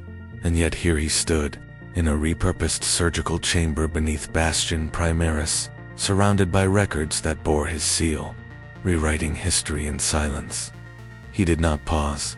The gene seed files lay in their rows, each one marked with a binary strip, a purity code, a legacy tag. But Thay was not changing the flesh. He would not dare. The seed was sacred, but the names tied to them, the paths those names unlocked, the assignments they triggered, those were soft. Those were mutable, and so he changed them. Not all, just a few, a handful at first. A squad's worth here, a detachment there. Subtle divergences, a record marked unstable compatibility, a note of delayed maturity, a fabricated irregularity in progenoid cohesion. Each change was a detour. Each one removed a name from the selection pool feeding the Tyrant Prince's command. The prince had begun requesting warriors by lineage, not by merit, not by deployment need, but by bloodline. He claimed it was for cohesion, for purity, but they had seen the casualty reports. He had received the gene seed returns or lack thereof. Marines sent to the prince's armies rarely came back whole. Some didn't come back at all, and those who did returned changed, not corrupted. No marks of warp stain or mutation. Their minds remained lucid, their speech intact, but something in their posture bent inward. Their prayers became recursive. Their sleep patterns dissolved. Some began to speak of loyalty not to the emperor, but to order itself as, if order were a god with a voice of its own, and it was always the same pattern, always the same names. They had done nothing at first, not out of fear, but out of doctrine. The Codex Astartes did not allow interference in reassignment. The apothecarian was to preserve, to record, to serve. But then came Brother Varn. Varn had survived the trenches of Kostor, held the line at the Damocles Fall, and saved a company captain by dragging him through 3 kilometers of irradiated marsh under Tau crossfire. His service record was unblemished, his faith pure. He lasted 6 months under the Tyrant's command. When he returned, his chest bore a brand in the shape of a sunburst eye. Not ink, burned flesh. Self-inflicted, he gives clarity. Varn said during his psych evaluation, "I was blind. He showed me structure." They tried to reclassify it as a temporary mental break, combat fatigue, but the scans showed no trauma, no chemical imbalance, just ... alignment. Artificial, perfect alignment, as though Varn's soul had been rewritten line by line. That was when Thay began to lie. It was not sabotage. He did not redirect loyalists to forbidden worlds. He did not plant false charges.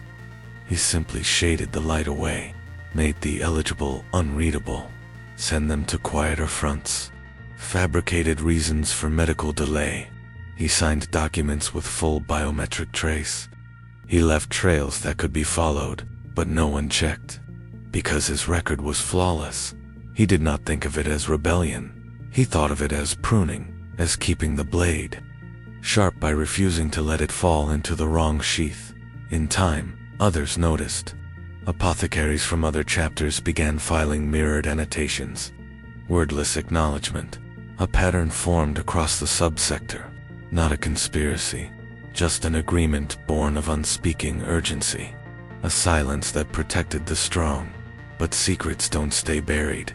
Not when the seed is sacred. One day, an inquisitorial audit came, cloaked in routine, but heavy with implication.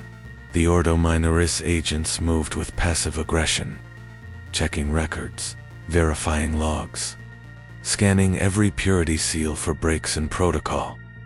They came to Thaw's vault last. He stood unmoved as they worked, his face neutral, his vitals calm. They found nothing. Because he had prepared for this, he had rewritten not the records, but the expectation of the records. The discrepancies were built into the structure, statistical outliers mimicking natural attrition. He had used truth as camouflage, scatterplotting truth to conceal motive. As the Inquisitors departed, one of them paused by the door. A woman, tall, gaunt, with optics where eyes once lived. "You are precise," she said. They bowed his head. "I am loyal." She held his gaze a moment longer than necessary, then left. In the chamber's quiet, they finally allowed himself a breath. Not relief, but continuity. Behind him, the gene seed continued to glow. The soft blue light of heritage and potential. He walked between the shelves, hands folded behind his back. Each fial a name, each name a brother. Each brother a line drawn in dust between survival and obedience. He knew he would be caught eventually. No lie, survived forever. Not in the Imperium. Not with the prince's eyes always watching. But until that day, he would protect them, because the truth was this: the tyrant's greatest weapon wasn't fire. It was the reshaping of loyalty, until even the faithful forgot who they served, and they remembered. He remembered the old words, the old oath, not to a man, not to a throne, but to humanity, carved in flesh and blood and pain, and for that, he would keep lying. The beacon at Ambrio's Reach had not gone dark in 78 years, not during the 4-week orbital siege by Pale Sun's corsairs, not during the subsurface tectonic collapse that sank half the Manufactorum Quarter into burning sea. Not even when the Tyrant Prince ordered the population halved to meet biomass quotas. Through all of it, the beacon burned. Not a flicker, not a pause. A column of golden-white plasma piercing the heavens. So bright it cut through the warp sheen and flickered on the Auspex screens of ships a system away. Officially, it signaled strength, stability, a planetary capital in good standing, unbowed, vigilant. Unofficially, it blinded everything, Ships descending into the lower atmosphere found their cogitators overcompensating, optics sensors saturated, data feeds scrambled. Targeting systems required manual override just to achieve a safe burn-in. Many never even made it that far. They saw the brightness, cross-referenced it with planetary reports clean, stable, compliant, and adjusted course to more troubled zones. The signal served its true purpose, not communication, but misdirection, because Ambrio's reach was not stable. It was falling apart, and no one could see it. Administratum, Envoy, Keltern arrived with orders to audit grain reserves and found half the silos collapsed into sinkholes. His report reached no one. His transport was redirected on departure, and the beacon wiped his record from the fleet's automated logs. A standard accident, tragic, but statistically predictable. This was by design, at the heart of the city. The beacon tower stood atop the ruins of the original astropathic choir. The Tyrant Prince had ordered it, constructed in its place not as replacement, but erasure. The old choir tower had been used to send distress calls during the first insurrections. That memory was now a sealed crater. The new tower, 1,300 meters tall, plated in golden alloy, harvested from the dismantled armor of failed commanders, was pure light. It emitted no voice. It carried no plea. It only shone. The overseer of the tower, Magister Helstmar, was not a priest, not a soldier. He was an architect by trade, elevated by decree after submitting a treatise titled Radiance as Authority, the Aesthetic of Supremacy. The prince had read it, smiled once, and given him command of the light. Now, Mar stood each day in the core chamber of the tower, surrounded by concentric rings of lumens, so bright that his retinas had burned out long ago. He did not replace them. Instead, he wore mirrored lenses fused to his skull, polished daily by silent servitors. He spoke rarely. When he did, it was in the cadence of scripture, but no creed known to the ecclesiarchy. Only phrases like, "They obey what blinds them, and what you cannot look at, you cannot question." Every lumen within the tower was sanctified, not by ritual, but by attention. Mar walked the circuit every morning, his steps slow, arms outstretched, sensors tracing every diode and panel. Imperfection was punished with darkness. Any bulb that flickered was removed, its housing melted, its technician reassigned to the waste pits. The result was total brilliance, so bright that drones assigned to aerial patrols were programmed to avert optics when passing overhead. So intense that the night cycles of the city had to be recalibrated 3 hours earlier to compensate for melatonin. Collapse in the general population, so pervasive that no picked capture, taken within a kilometer radius, rendered with accurate contrast. It made everything look holy. Even the executions, public purgings held in the plaza beneath the tower, occurred under its direct glare, faces blurred, shadows erased, blood rendered colorless by the wash of white. To view the recordings afterward was to see silhouettes vanish in fire, not people, not guilt, not screams, just clean interruption. Citizens learned quickly. Stay in the light, and no one sees you sweat. No one sees the bruises. No one sees the hunger. Visibility became protection, because within the wash of sanctioned brilliance, all detail vanished, only the image remained. When the Adeptus Arbites received a complaint from the Subhabs, a report of structural failure and illegal mass burials, they traced the source, locked it, and responded not with raids, but with more lights, flood lamps, servo globes, holodads, projected into the ruins. The report itself was erased, its author marked as unregistered. Her final log entry read, "I scream, and they illuminate the silence." Mar reviewed it personally. He ordered an increase to beacon output by 2%, just enough to shift the ambient temperature across the upper city into fever range. When asked why, he replied, "Let them burn before they dim." No one questioned him. The city learned to adapt.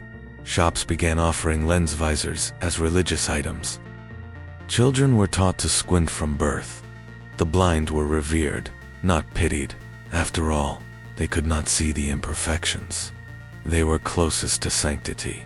When off-world inspectors arrived rare, but still, permitted, their vessels were guided through a tightly controlled descent corridor. Their picts showed clean rooftops, white uniforms, soldiers marching in unison, Radion plazas.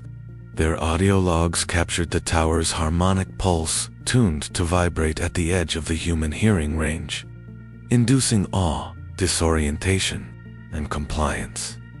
Their reports returned to Terra flawless. And yet, under the light, in cracks behind reflector panels and ventilation shafts too narrow for cleansing drones, the truth festered. Not rebellion, just rot. Fungal infestations fed by heat. Paranoia bred by constant wakefulness.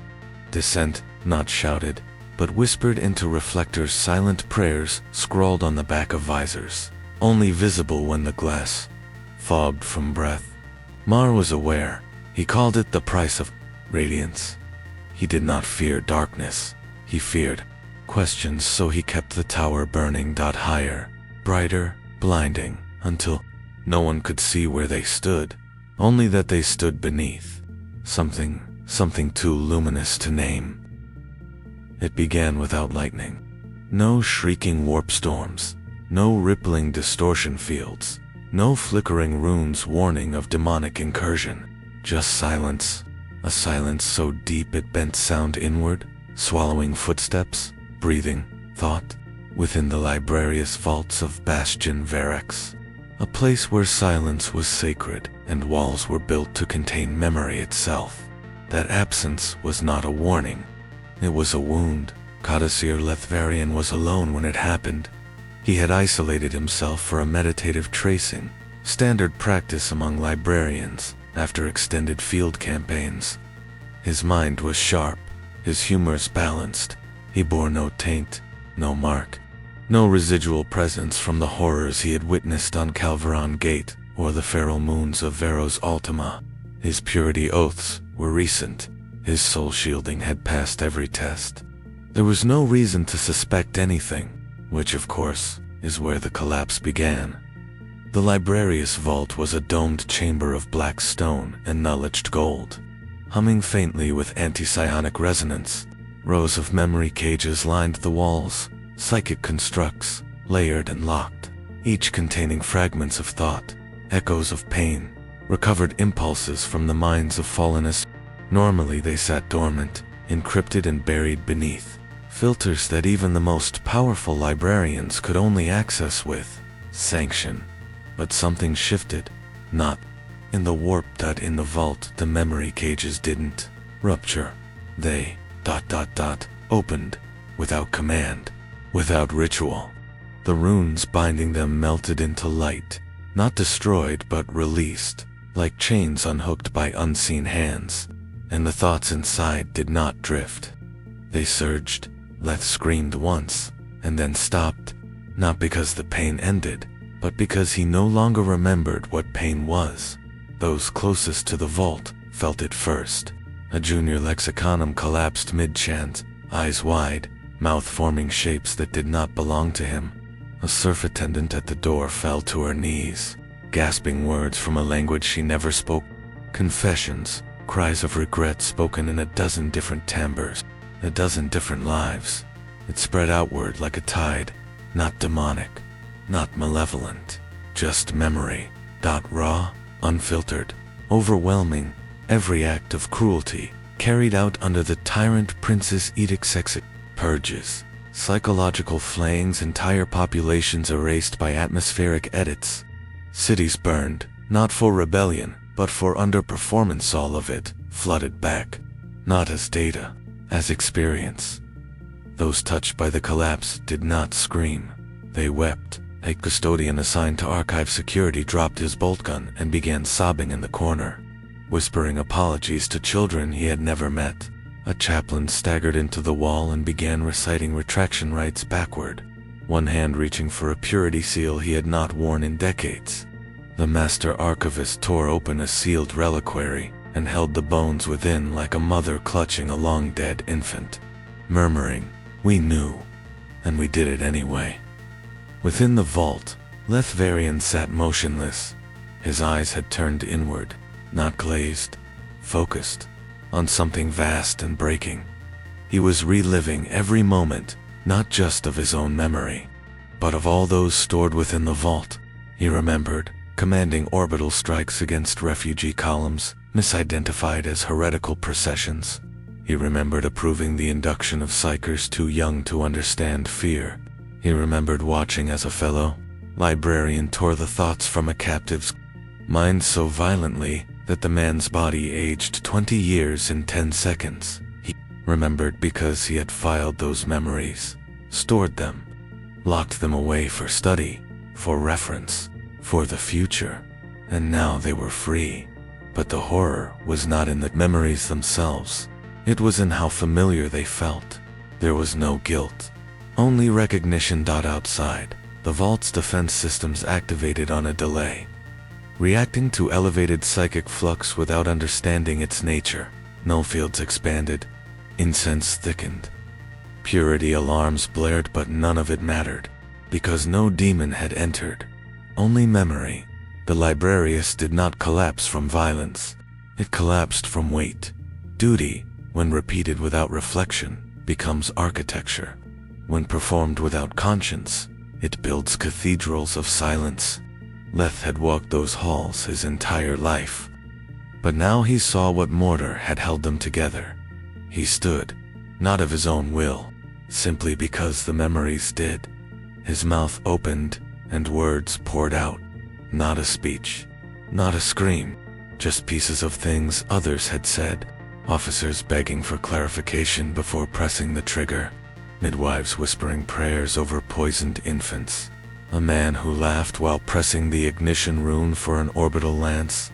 Not because he wanted to, but because the order was beautiful. The vault's walls began to bleed, not blood, condensation, salt water. A slow seep from pores that should not exist. Leth collapsed, and still the thoughts flowed. The master of the librarius found him hours later, seated upright, head bowed. Not dead, not even unconscious, just emptied. His mind had not broken, it had finished. They tried to purge the memories, seal them back into the cages, relock what had been opened, but nothing responded. The vault itself resisted. Psychic barriers bent like reeds. Encryption runes misfired. Even the servitor scribes refused to write what they saw. Eventually, they declared it a null breach anomaly. A rare flare of psychic imprint decay. A tragedy, yes, but isolated, manageable, contained. They sealed the vault, declared it unfit for use, moved the remaining librarians to secondary archives, and said nothing more. But the memories had already passed.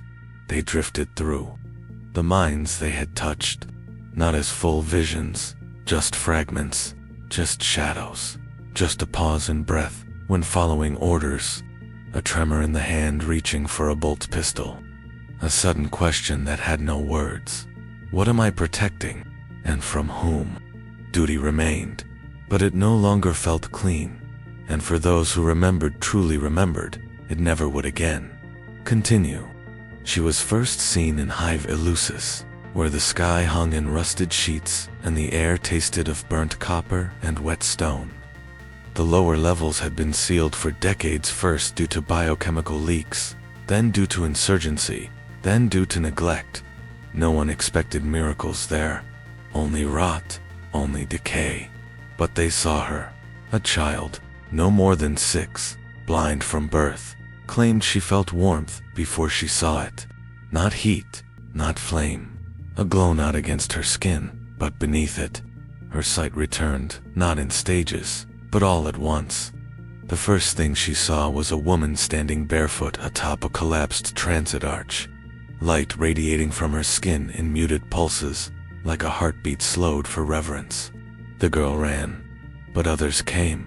Soon there were whispers of a woman with pale hands and a face that never aged, of a voice no one heard, but everyone remembered, of wounds that closed in her presence, of blood that smelled of frankincense and ash.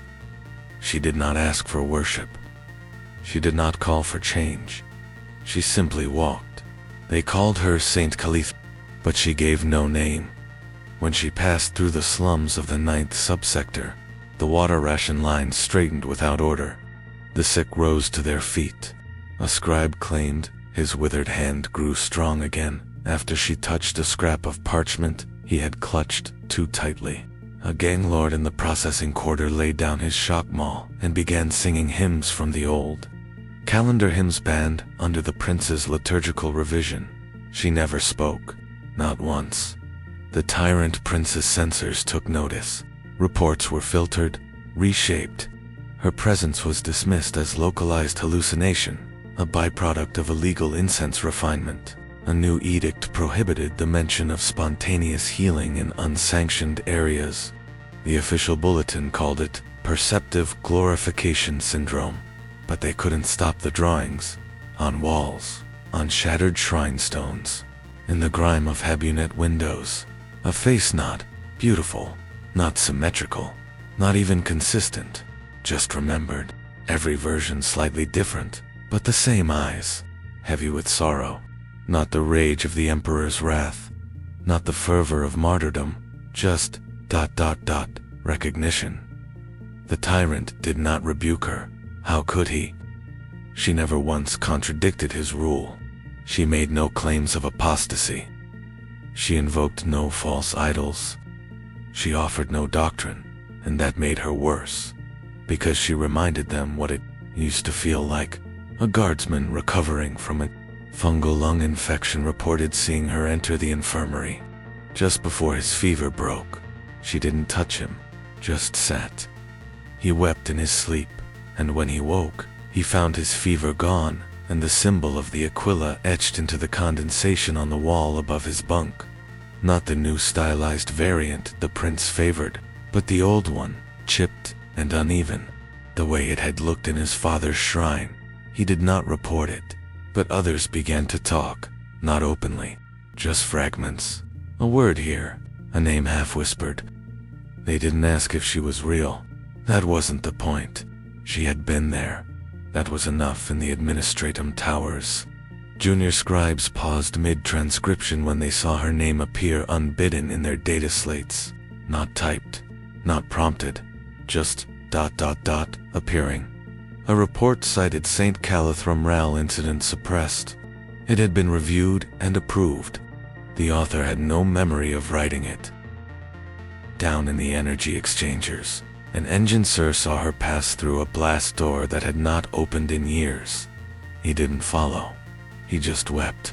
Inquisitorial operatives dispatched under Order 19 Omega found no evidence. No sightings within the upper hives. No biological traces. No security footage, only testimony. Descriptions that shifted like sand but never lost their shape. One claimed her skin glowed. Another said she wept constantly, her tears etching sigils into the floor. A third said she bled from her palms, but her blood evaporated into light before it touched the ground. They agreed on only one detail. When she looked at you, you remembered what you used to believe in. Then, she disappeared. No body, no final sermon, no great martyrdom. She simply stopped appearing, and something broke. Not loudly, not all at once, but like the slowing of a great engine, no longer fed fuel. Workers began to falter in their chants. Hymns that once rang from Hab district loudspeakers now stuttered in rhythm. Children who had learned the prince's name before their own stopped saying it aloud, not in protest, just absence. As if a page had been turned, and the words no longer mattered. The ecclesiarchy attempted to reclaim the narrative. They declared her a sanctioned saint, composed scrolls posthumously, assigning her a lineage, a series of visions, a purpose. But no one believed it, because she had never claimed any of that. She had walked in silence. She had never lied. That was her miracle, in the deepest crawl spaces of the outer hive. A maintenance servitor, assigned to pipe inspection, found her image drawn in rust along a corridor wall. Above it, words written in soot. "We were not always like this." He didn't report it. He just powered down and sat beneath it until his charge failed. The prince remained silent on the matter. His propagandists avoided her name. His generals purged her likeness from frontline relics. And yet, her absence echoed louder than her presence, because no one could say for certain what she had been. A psyker manifestation, a hallucination, a trick of the warp, or a memory the world had conjured just long enough to remind itself that obedience had once meant something more, and whether or not she was real, they missed her. General Halbrand Verix had never once hesitated. Across 13 campaigns, 7 compliance operations, and the silent reduction of 2 entire subsystems, he had issued orders without tremor, without doubt, without the indulgence of conscience. When the Tyrant Prince called for precision, it was Verix who answered with diagrams of detonation radii, starvation models calibrated by climate, and psychological pressure schedules tuned to the threshold of collapse. He was not cruel. He was clean. History would remember him, he once believed, as a man who made decisions when others could not. That belief died long before he did.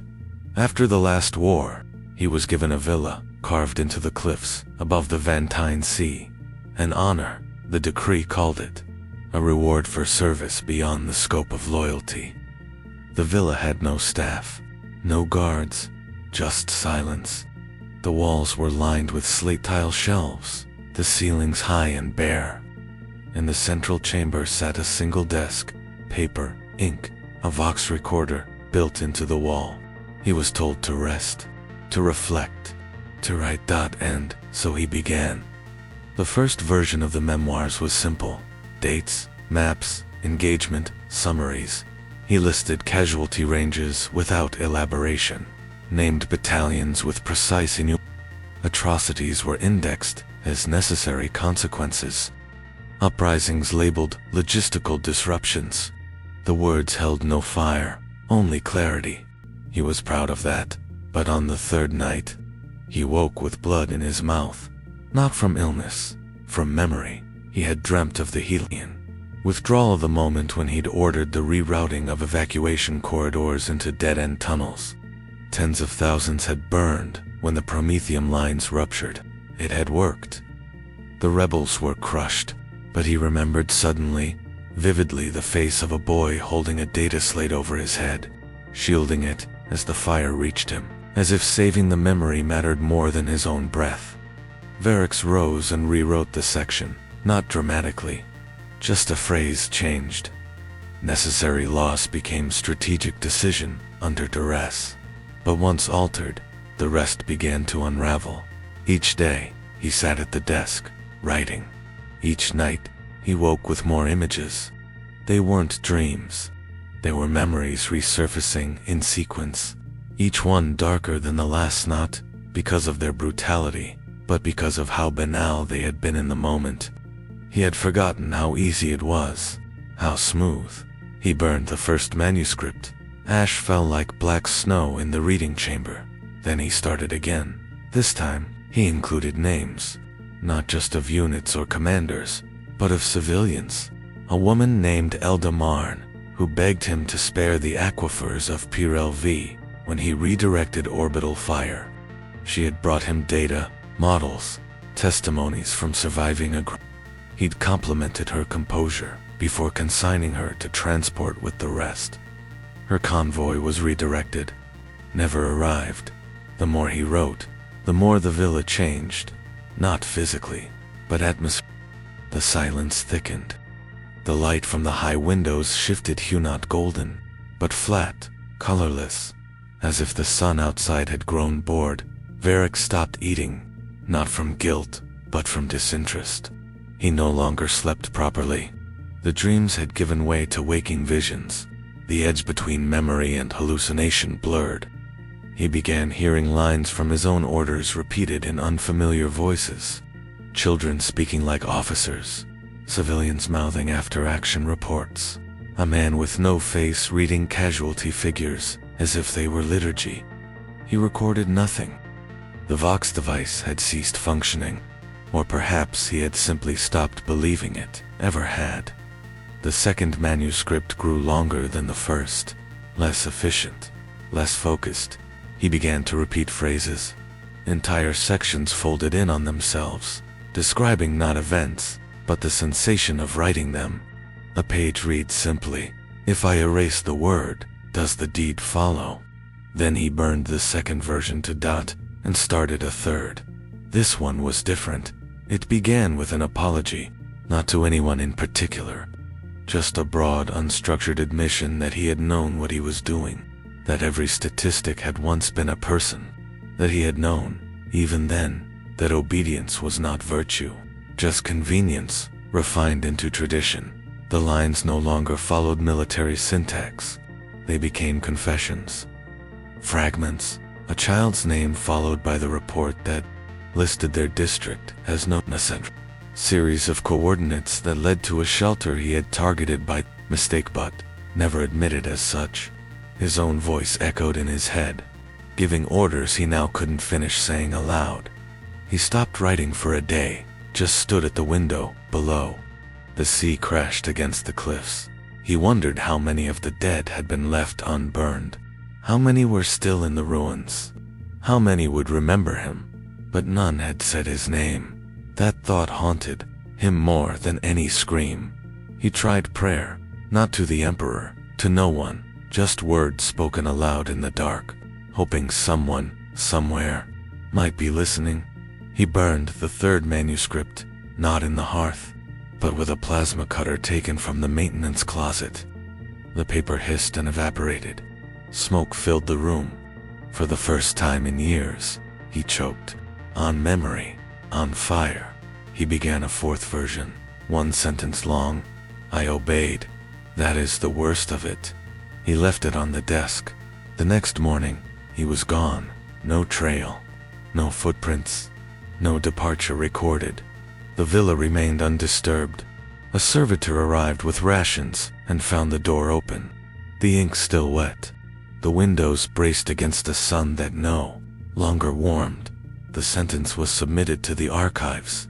It was never approved for distribution, but it spread anyway, scrawled into training manuals, whispered between officers, carved into mess hall walls where no inspection reached. "I obeyed. That is the worst of it." Some claimed he drowned himself. Others said he walked into the mountains and never turned back. One report insisted he had been found deep within the sublevels of the Imperial Palace itself, repeating his own sentence to a wall that bore no seams. But no one could verify, and maybe no one should. He had served the tyrant perfectly until the silence caught up, and memory did what orders never could. It began without prophecy, no astropathic warning, no scribal visions, no sanctioned omen declared by the choir sanctified, just a night sky that failed to follow its own pattern. The moon reel, ancient, scarred by orbital strikes and atmospheric abrasion, rose on schedule above the spires of Thrassil Hive. It bathed the steel rooftops and shattered cathedra domes in pale amber, casting long shadows down avenues no longer paved, no longer walked. Nothing unusual, until the second moon rose beside it, perfectly round, slightly smaller, impossibly smooth, not pale, white in a way that rendered stars dim beside it. It had no crater lines, no atmospheric flicker. It shimmered, not like an object, but like a decision. There was no gravity shift, no tidal movement, just presence. The first to notice were the Night Watch Vox operators on Sentry Spire 38. They logged the anomaly. Scanners returned, no mass. Cogitators failed to establish parallax. The second moon should not exist, but it did. It remained stationary, precisely 33 degrees above the horizon, unmoving even as the real moon continued its arc across the sky. At first, it did nothing, but then it began to blink. Not randomly, not rhythmically, in sequences, long, short, long, codes. It was a tech adept named Verli who first identified the pulses. Not Imperial cipher, not Mechanicus sigil script. Something older, a pattern from ancient transmission protocols once used to guide ships through blind warp transitions. During the dark age of technology, the light spoke. Coordinates, nothing more. A single set of numbers, and 23 seconds after the final blink the judiciary complex vanished. No explosion, no sound. One moment it was there, towering above the civic square, with its reinforced vaults and sanctioned data stores. The next hit, WASN, single quotes, T. No rubble, no crater, just clean, polished stone where it had stood, as if it had been erased by decision, not force. Panic did not spread. Confusion did. The second moon continued to hover. It blinked again. New numbers, Command Bastion 7 Theta and Arbite's garrison, disappeared next. The Vox records of the event ended mid-word. Then came silence, but only in the places where power was concentrated. The civic zones, the labor districts, the food lines, they were untouched. No civilian homes were struck, no ration lines disturbed. Entire hab blocks that clung to power conduits like barnacles remained intact. Even as military spires crumbled into void, the pattern became clear within 3 nights. The moon blinked. It struck. Always the same targets: officers' quarters, propaganda relay towers, loyalty re-education centers, data vaults with census recalibration protocols. It never targeted weapons, never struck manufacturing plants, only the parts of the world tasked with control. The people did not cheer. They did not rebel, but they stopped reporting the strikes. They stopped logging destruction. They stopped listening for sirens. They watched the second moon instead. The Tyrant's astrology corps issued a formal declaration. The anomaly is a form of atmospheric distortion. It is under investigation. Do not observe it directly. Obedience is the truest vision. The next morning, the entire floor of that corps was marked by a pulse. No one was ever found. A new edict was issued. All windows facing skyward were to be sealed with refractive shielding. Drone patrols were tasked with applying metal sheeting to reflective surfaces. Anyone found staring at the anomaly would be classed under code Vision Cognitive Disobedience. The people obeyed, but they did not look away, because it only struck where obedience had rotted into ritual, because it never punished the afraid, only the certain.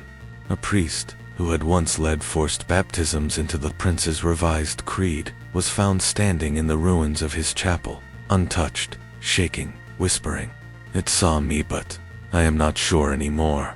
A general, who had authored the doctrine of compliance, through attrition, woke one morning to find the walls of his estate transparent, solid to the touch, but utterly invisible. Everything he did, every step, every breath, visible to all. He surrendered to no one, but when he vanished 2 days later, no one searched for him. Attempts were made to fire upon the second moon. Orbital lances locked on. They failed to ignite. Fighter wings ascended. Their weapons systems refused to activate. Targeting arrays returned, null vectors. Pilots reported sensory disturbances, sound without source, light without angle. One pilot, later recovered from the wreckage of a self-guided descent, had gouged the word "it waits" into the side of his helmet. The moon never responded with force, only light, only selection. Its presence became doctrine, despite every effort to deny it. Workers timed their shifts by its pulse. Children in the outer hives began blinking at each other in its patterns. Sermons adjusted their rhythms unconsciously to match its flashes. When a Vox minister declared from the pulpit that the second moon was a test of faith, he was met not with silence but with a single synchronized blink from the sky. He fell to his knees, mid-sentence, and never rose again. One night, The moon blinked in a pattern that took 11 minutes to complete. It repeated only once. Tech adepts, scribes, even former inquisitorial cryptographers spent hours decoding it. When they finally rendered the message, it read, "Obedience observed, clarity pending." No one knew what that meant. But in the weeks that followed, the moon grew dimmer. Its pulses slowed. It stopped striking. It simply watched. Some claimed it was never there at all, that it had been a psychic projection, a shared hallucination brought on by atmospheric toxins or stress. But the ruins remained, the clean-cut edges, the holes where power once concentrated, the silence where command once lived, and the sky emptied of a second moon still felt heavier, as if something remained just behind it, just above, just beyond, waiting. They found it in the some channels beneath Hive Brontes, deep in the underhabs, where even some thieves feared to linger. It stood motionless beside a drainage outlet, its frame partially corroded by keen rain and time, one optic flickering with half-light. Its Vox grill buzzed softly, not with garbled error messages or system loops, but with something almost human. It was praying, not the metallic chants of the litany of maintenance, not the rhythmic repetitions of the cog psalms that tech priests encoded into low-level labor units. This prayer had cadence, sorrow, words chosen with care, as if meaning mattered more than syntax. It wept as it spoke. Salt water dripped from its dead eyes. Not oil, not fluid leakage. Salt, water, grief. Maintenance servitors flagged it during routine crawlspace mapping. Assuming it had glitched beyond recovery, they initiated shutdown. It did not resist, but it did not comply. When they approached, it simply looked at them and said, "We are still here." The workers marked it as anomalous and sealed the crawlspace. Protocol dictated escalation to a sanctioned tech-adept. The Prince's Mechanicus liaison dispatched. Adept Hest Merrick's. He descended alone. Merrick's was not a heretic, not curious, not rebellious. He wore 12 purity seals, all granted under the scrutiny of iron rites. His skull bore the trinary engravings of His mechadendrites moved with the calm rhythm of a man who had long since abandoned wonder. He expected malfunction, neural degradation, possibly remnants of an old datapose, echoing through corrupted memory banks. He arrived in the underhabs at 9:22 local. By 9:37, his tracking feed went dark. He returned 43 hours later, walking unaccompanied. His robes were torn. His mechadendrites no longer moved in harmony. One dragged behind him, sparking. His Vox recorder was missing. He did not respond to hails, but when security approached, he spoke one sentence. It asked me if pain was data. He was taken into immediate custody. No interrogation broke him. No. Scans revealed corruption. His flesh was clean. His mind was intact, but his soul, such a thing could be measured, was altered. He began building things, small things at first. Sculptures made from discarded components, shaped like kneeling figures. Later, he constructed a transmitter that emitted no signal, but caused every within 20 meters to orient toward it and vibrate. Gently, the Inquisition dispatched Observator Vol to assess. Her notes were brief. He does not speak to us.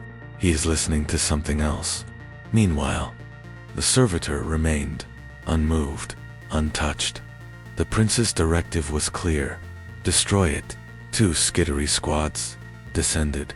Only one returned. They did not speak there. Body cams showed nothing unusual. No resistance, no combat.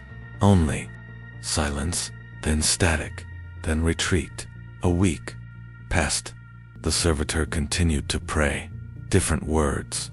Now it spoke of light beneath the stone, of grief encoded into rust, of the machine god weeping in its sleep.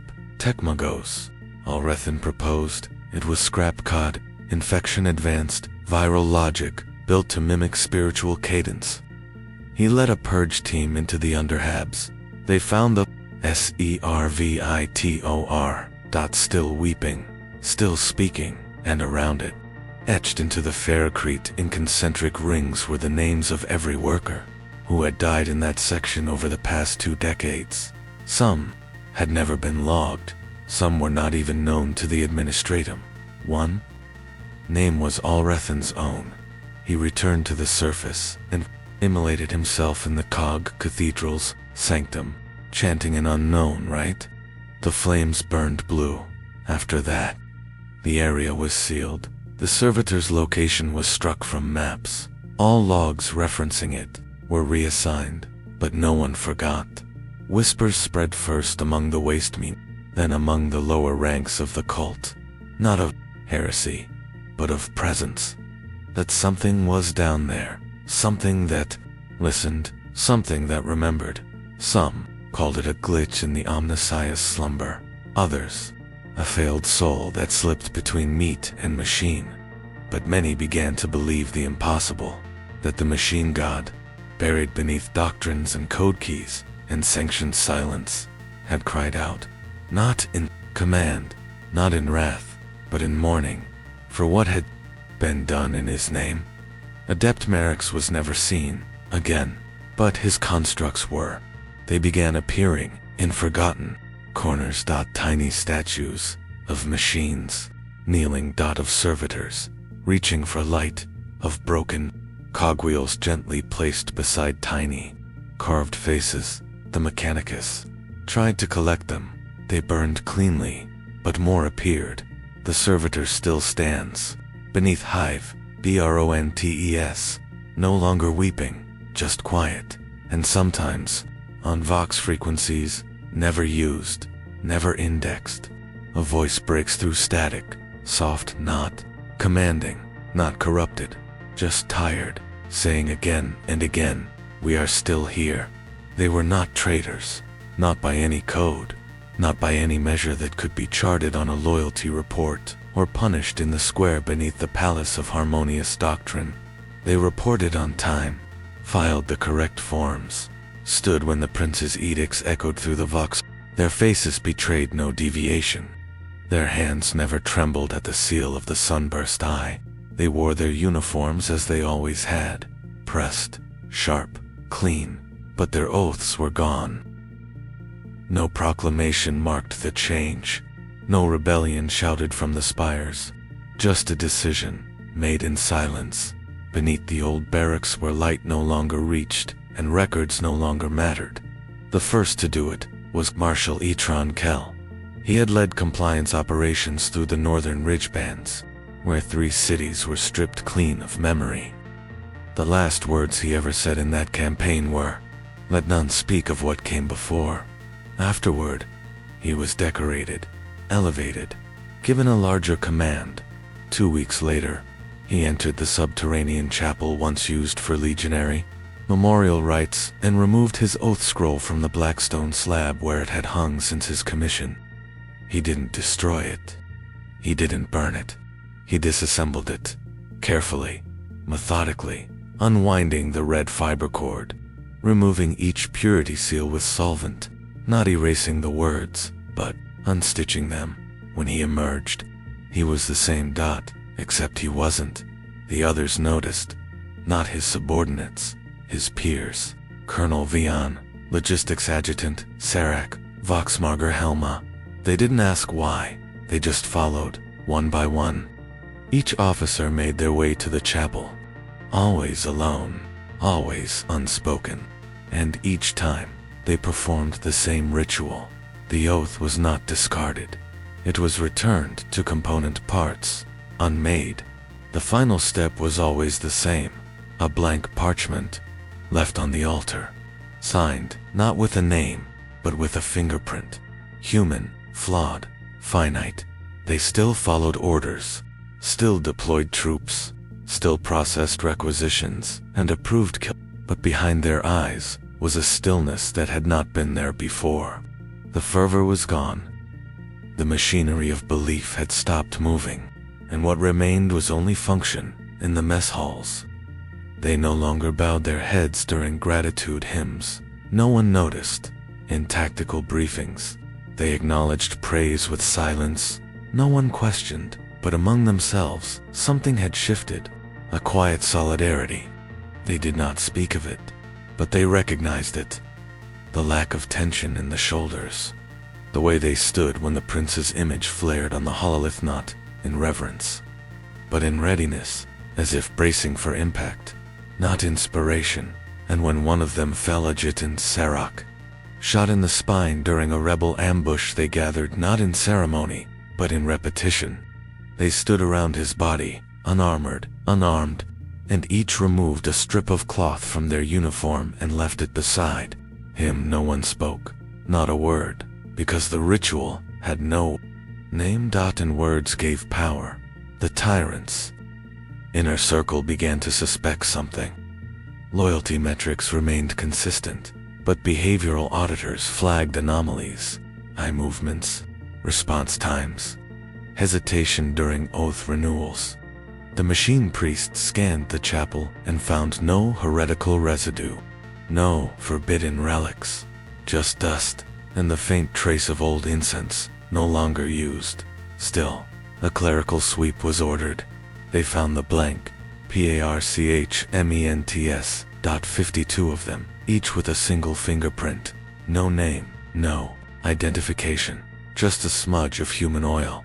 They classified it as proto-heresy. Not yet actionable, not yet. But the chapel was sealed. The officers did not resist.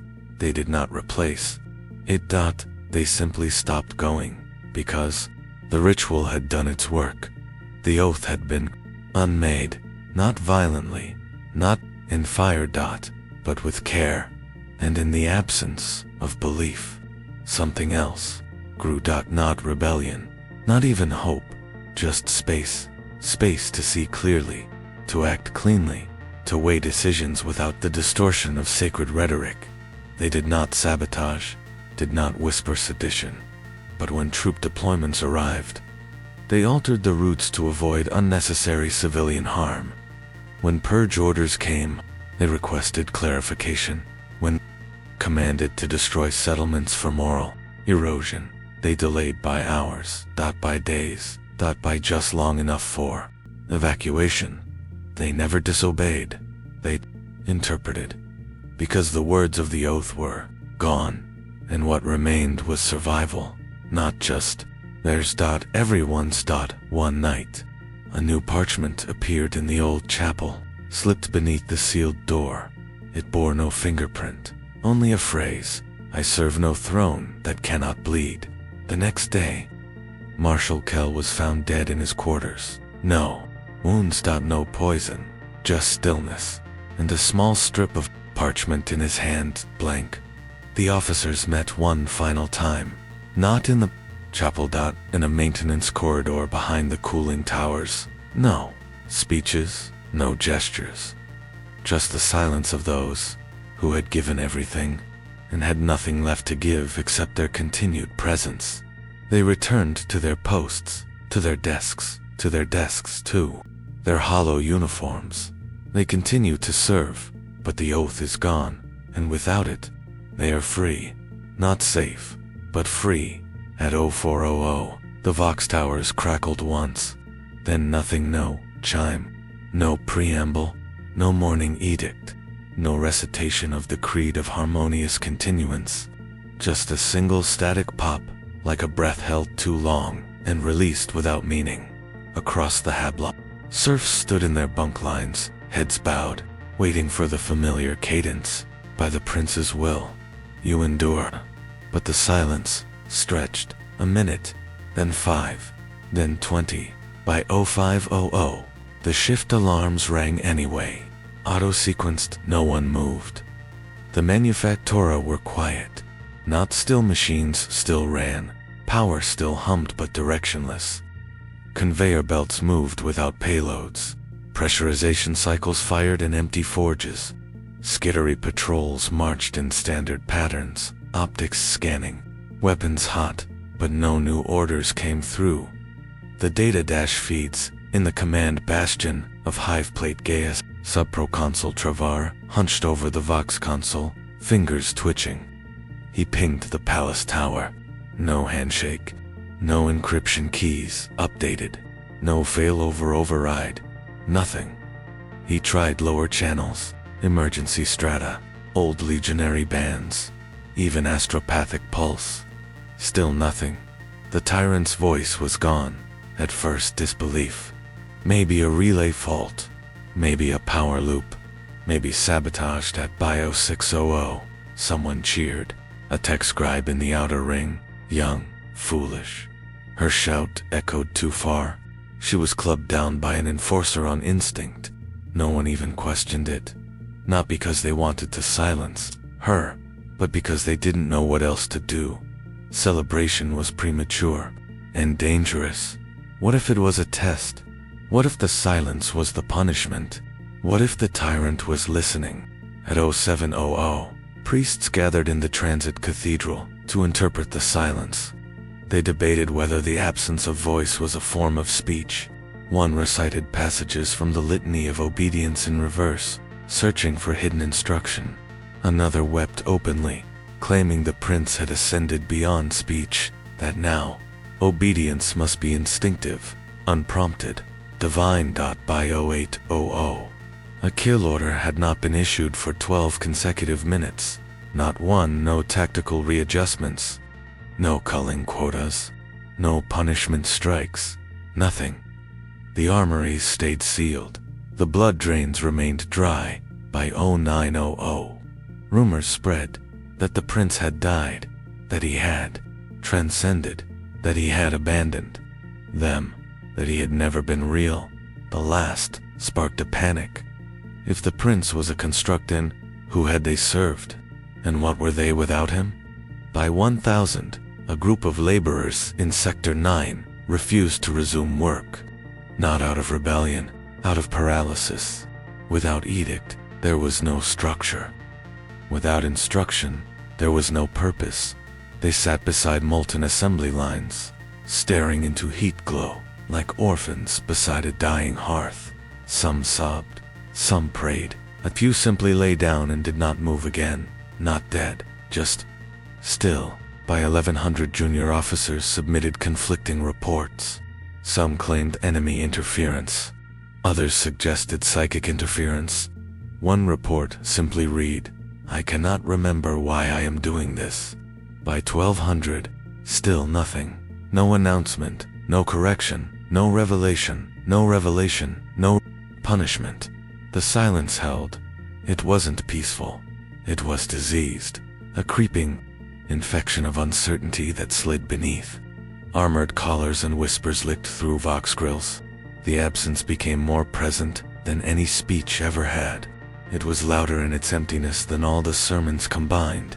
At 1300, a squad of praetors opened the throne chamber. They found it empty, not ruined, not bloodied, just vacant. The throne still warm, the incense still burning, but no one sat upon it. No sign of forced entry, no struggle, just the slow curl of parchment edicts fluttering to the polished floor, like autumn leaves over graves. By 1400, an officer tried giving orders in the prince's stead. He died within minutes. His own men turned on him, not with hatred, with terror, because, in the vacuum of absolute rule, any claim to authority became blasphemy. The tyrant was gone, but his absence ruled harder than his presence. People still bowed when passing murals, still averted their eyes from the sunburst banners, still spoke in rehearsed phrases, though no one was listening. The mechanisms of control no longer needed fuel. They ran on momentum and fear and habit. By nightfall, no one dared to act. No fires lit, no curfews, broken. No walls, graffitied. Not because they believed, but because belief had calcified into reflex. Because disobedience required an anchor and there was none. The silence hollowed the world. Every step echoed. Every breath seemed too loud in the dormitories. Children whispered prayers their parents no longer remembered teaching them in the garrisons.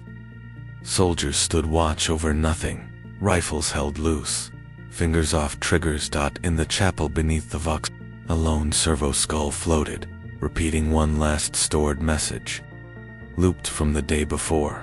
He watches, he sees, he commands, but no one answered, and still, the world turned, not liberated, not reclaimed, just paused as if waiting for anyone to speak, but no one dared because no one knew if the silence was an ending or the beginning of something worse. They broke the seal on the 99th day of silence, not from curiosity, not from defiance, but because the order to not open it had never been rescinded.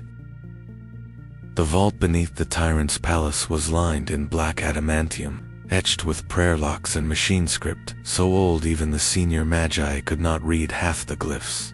1,000 litanies had been spoken to bind it shut.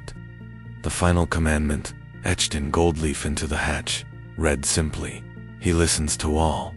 The keys required 3 voices, one dead, one loyal, one broken. They found them. The Archivum Vox Mortem was not a chamber. It was a dissent, a spiral of forgotten metal and sound-dampening cloth that pulled the ears taut with pressure before a single sound was heard. Lights flickered, as if afraid. Servo torches hissed out one by one, extinguished by a cold that was not temperature, and when they reached the terminal, there was no ceremony, no announcement, just the cold clarity of interface. The vault was older than any databank they'd seen. The cogitators bore the sigil of a forge world, no longer marked on any star chart. The interface was Voxoni. "Initiate playback," said the tech adept. Nothing. Query, segmentum record, 1-0-0-0-0-1. Silence. Then it asked, "Why did you wait?" The voice was not mechanical, not stored, not archived. It was present. "Query is invalid," the tech adept responded, attempting override. He tried to loop back to stored waveform. Instead, the chamber trembled. A scream erupted through the speakers, not a noise, but a memory. They saw it, a man on his knees, his hands already gone, not tortured, sacrificed, willingly, a noble family applauding, a child being taught to mimic the sound of agony, so she would know which registers were sincere. The playback paused, then the voice returned. "Why did you record us?" Another image, a cleric, force-fed, until his vocal cords ruptured from sermon repetition. The screams categorized, annotated, ranked by pitch and theological relevance. "Who listens to this?"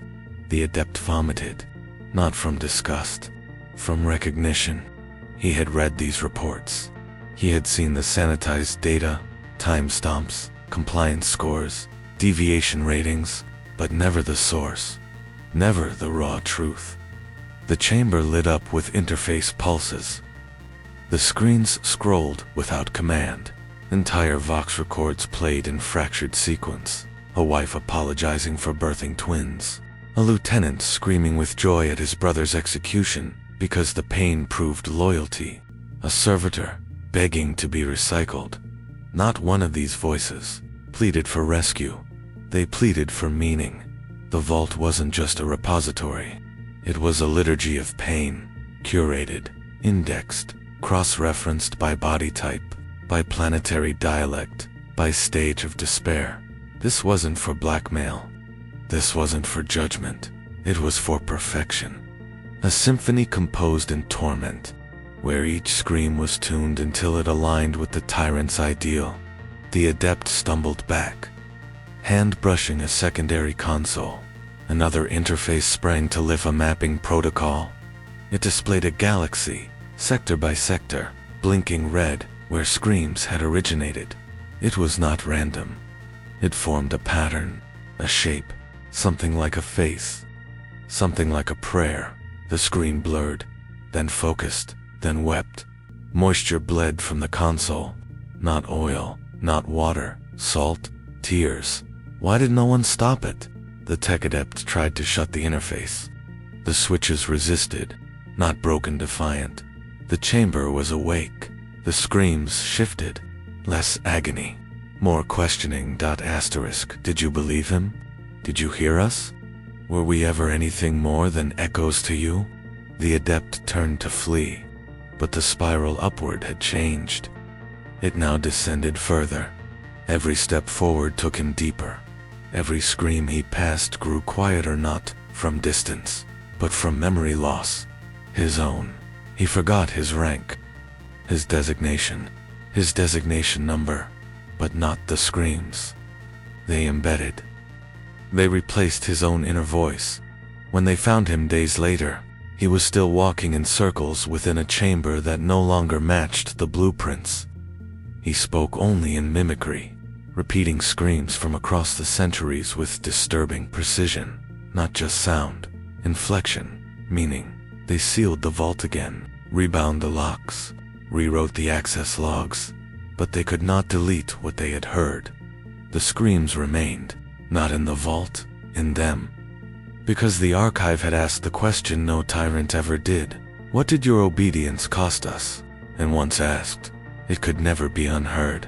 No bells toll, no banners fall. The silence that marked the beginning now closes the end. The palace still stands. The balconies still gleam with blood-polished stone. The Vox systems churr with static sermons pre-recorded by a voice that may already be dead. No confirmation arrives. No denial. The edicts continue, parsed by servitors who cannot ask where the orders come from. The tyrant is absent, or hidden, or still seated in the inner sanctum, hands folded in eternal decree. Or perhaps he never existed in the way the records claimed. Perhaps he was always a voice behind a veil, a shape tailored to whatever fear the people most needed to believe in. No one storms the palace. No loyalists defect. The officers maintain formation. The administratum files tithes.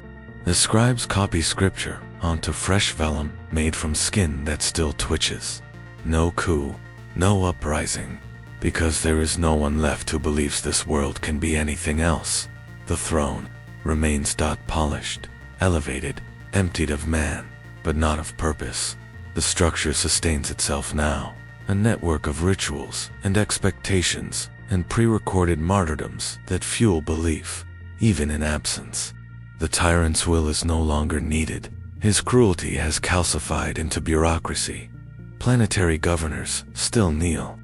They do not ask if he is watching. The question is heresy. The air remains heavy with promethium and pretense. The processions resume their circuits, dragged by groaning servitors who do not care whether the banners they carry are declarations of love or chains of memory. Somewhere, a parade forms again. Children are chosen to scatter ashes as if they were petals. The elders are forced to sing hymns rewritten so many times that their meanings have long inverted. The banners wave, blood red and gold, unchanging, and the throne waits. Not because it is empty, not because it is needed, but because it is inevitable. Another voice will rise, another prince, another perfect believer with eyes bright from zeal and hands calloused by ceremony. He will climb the same marble steps, sit in the same carved seat, recite the same oaths. Nothing will change. Everything will continue. Because tyranny does not require monsters. It only requires inheritance. And far above, on a world not yet broken, preparations begin. A new cathedral is outlined. A new class of Schola Progenium memorizes the new history. The astropaths whisper in dreams not yet corrupted. The servitors are calibrated to match tones of reverence. The throne waits, because power never dies. It only remembers. And obedience is the only legacy the Imperium never forgets.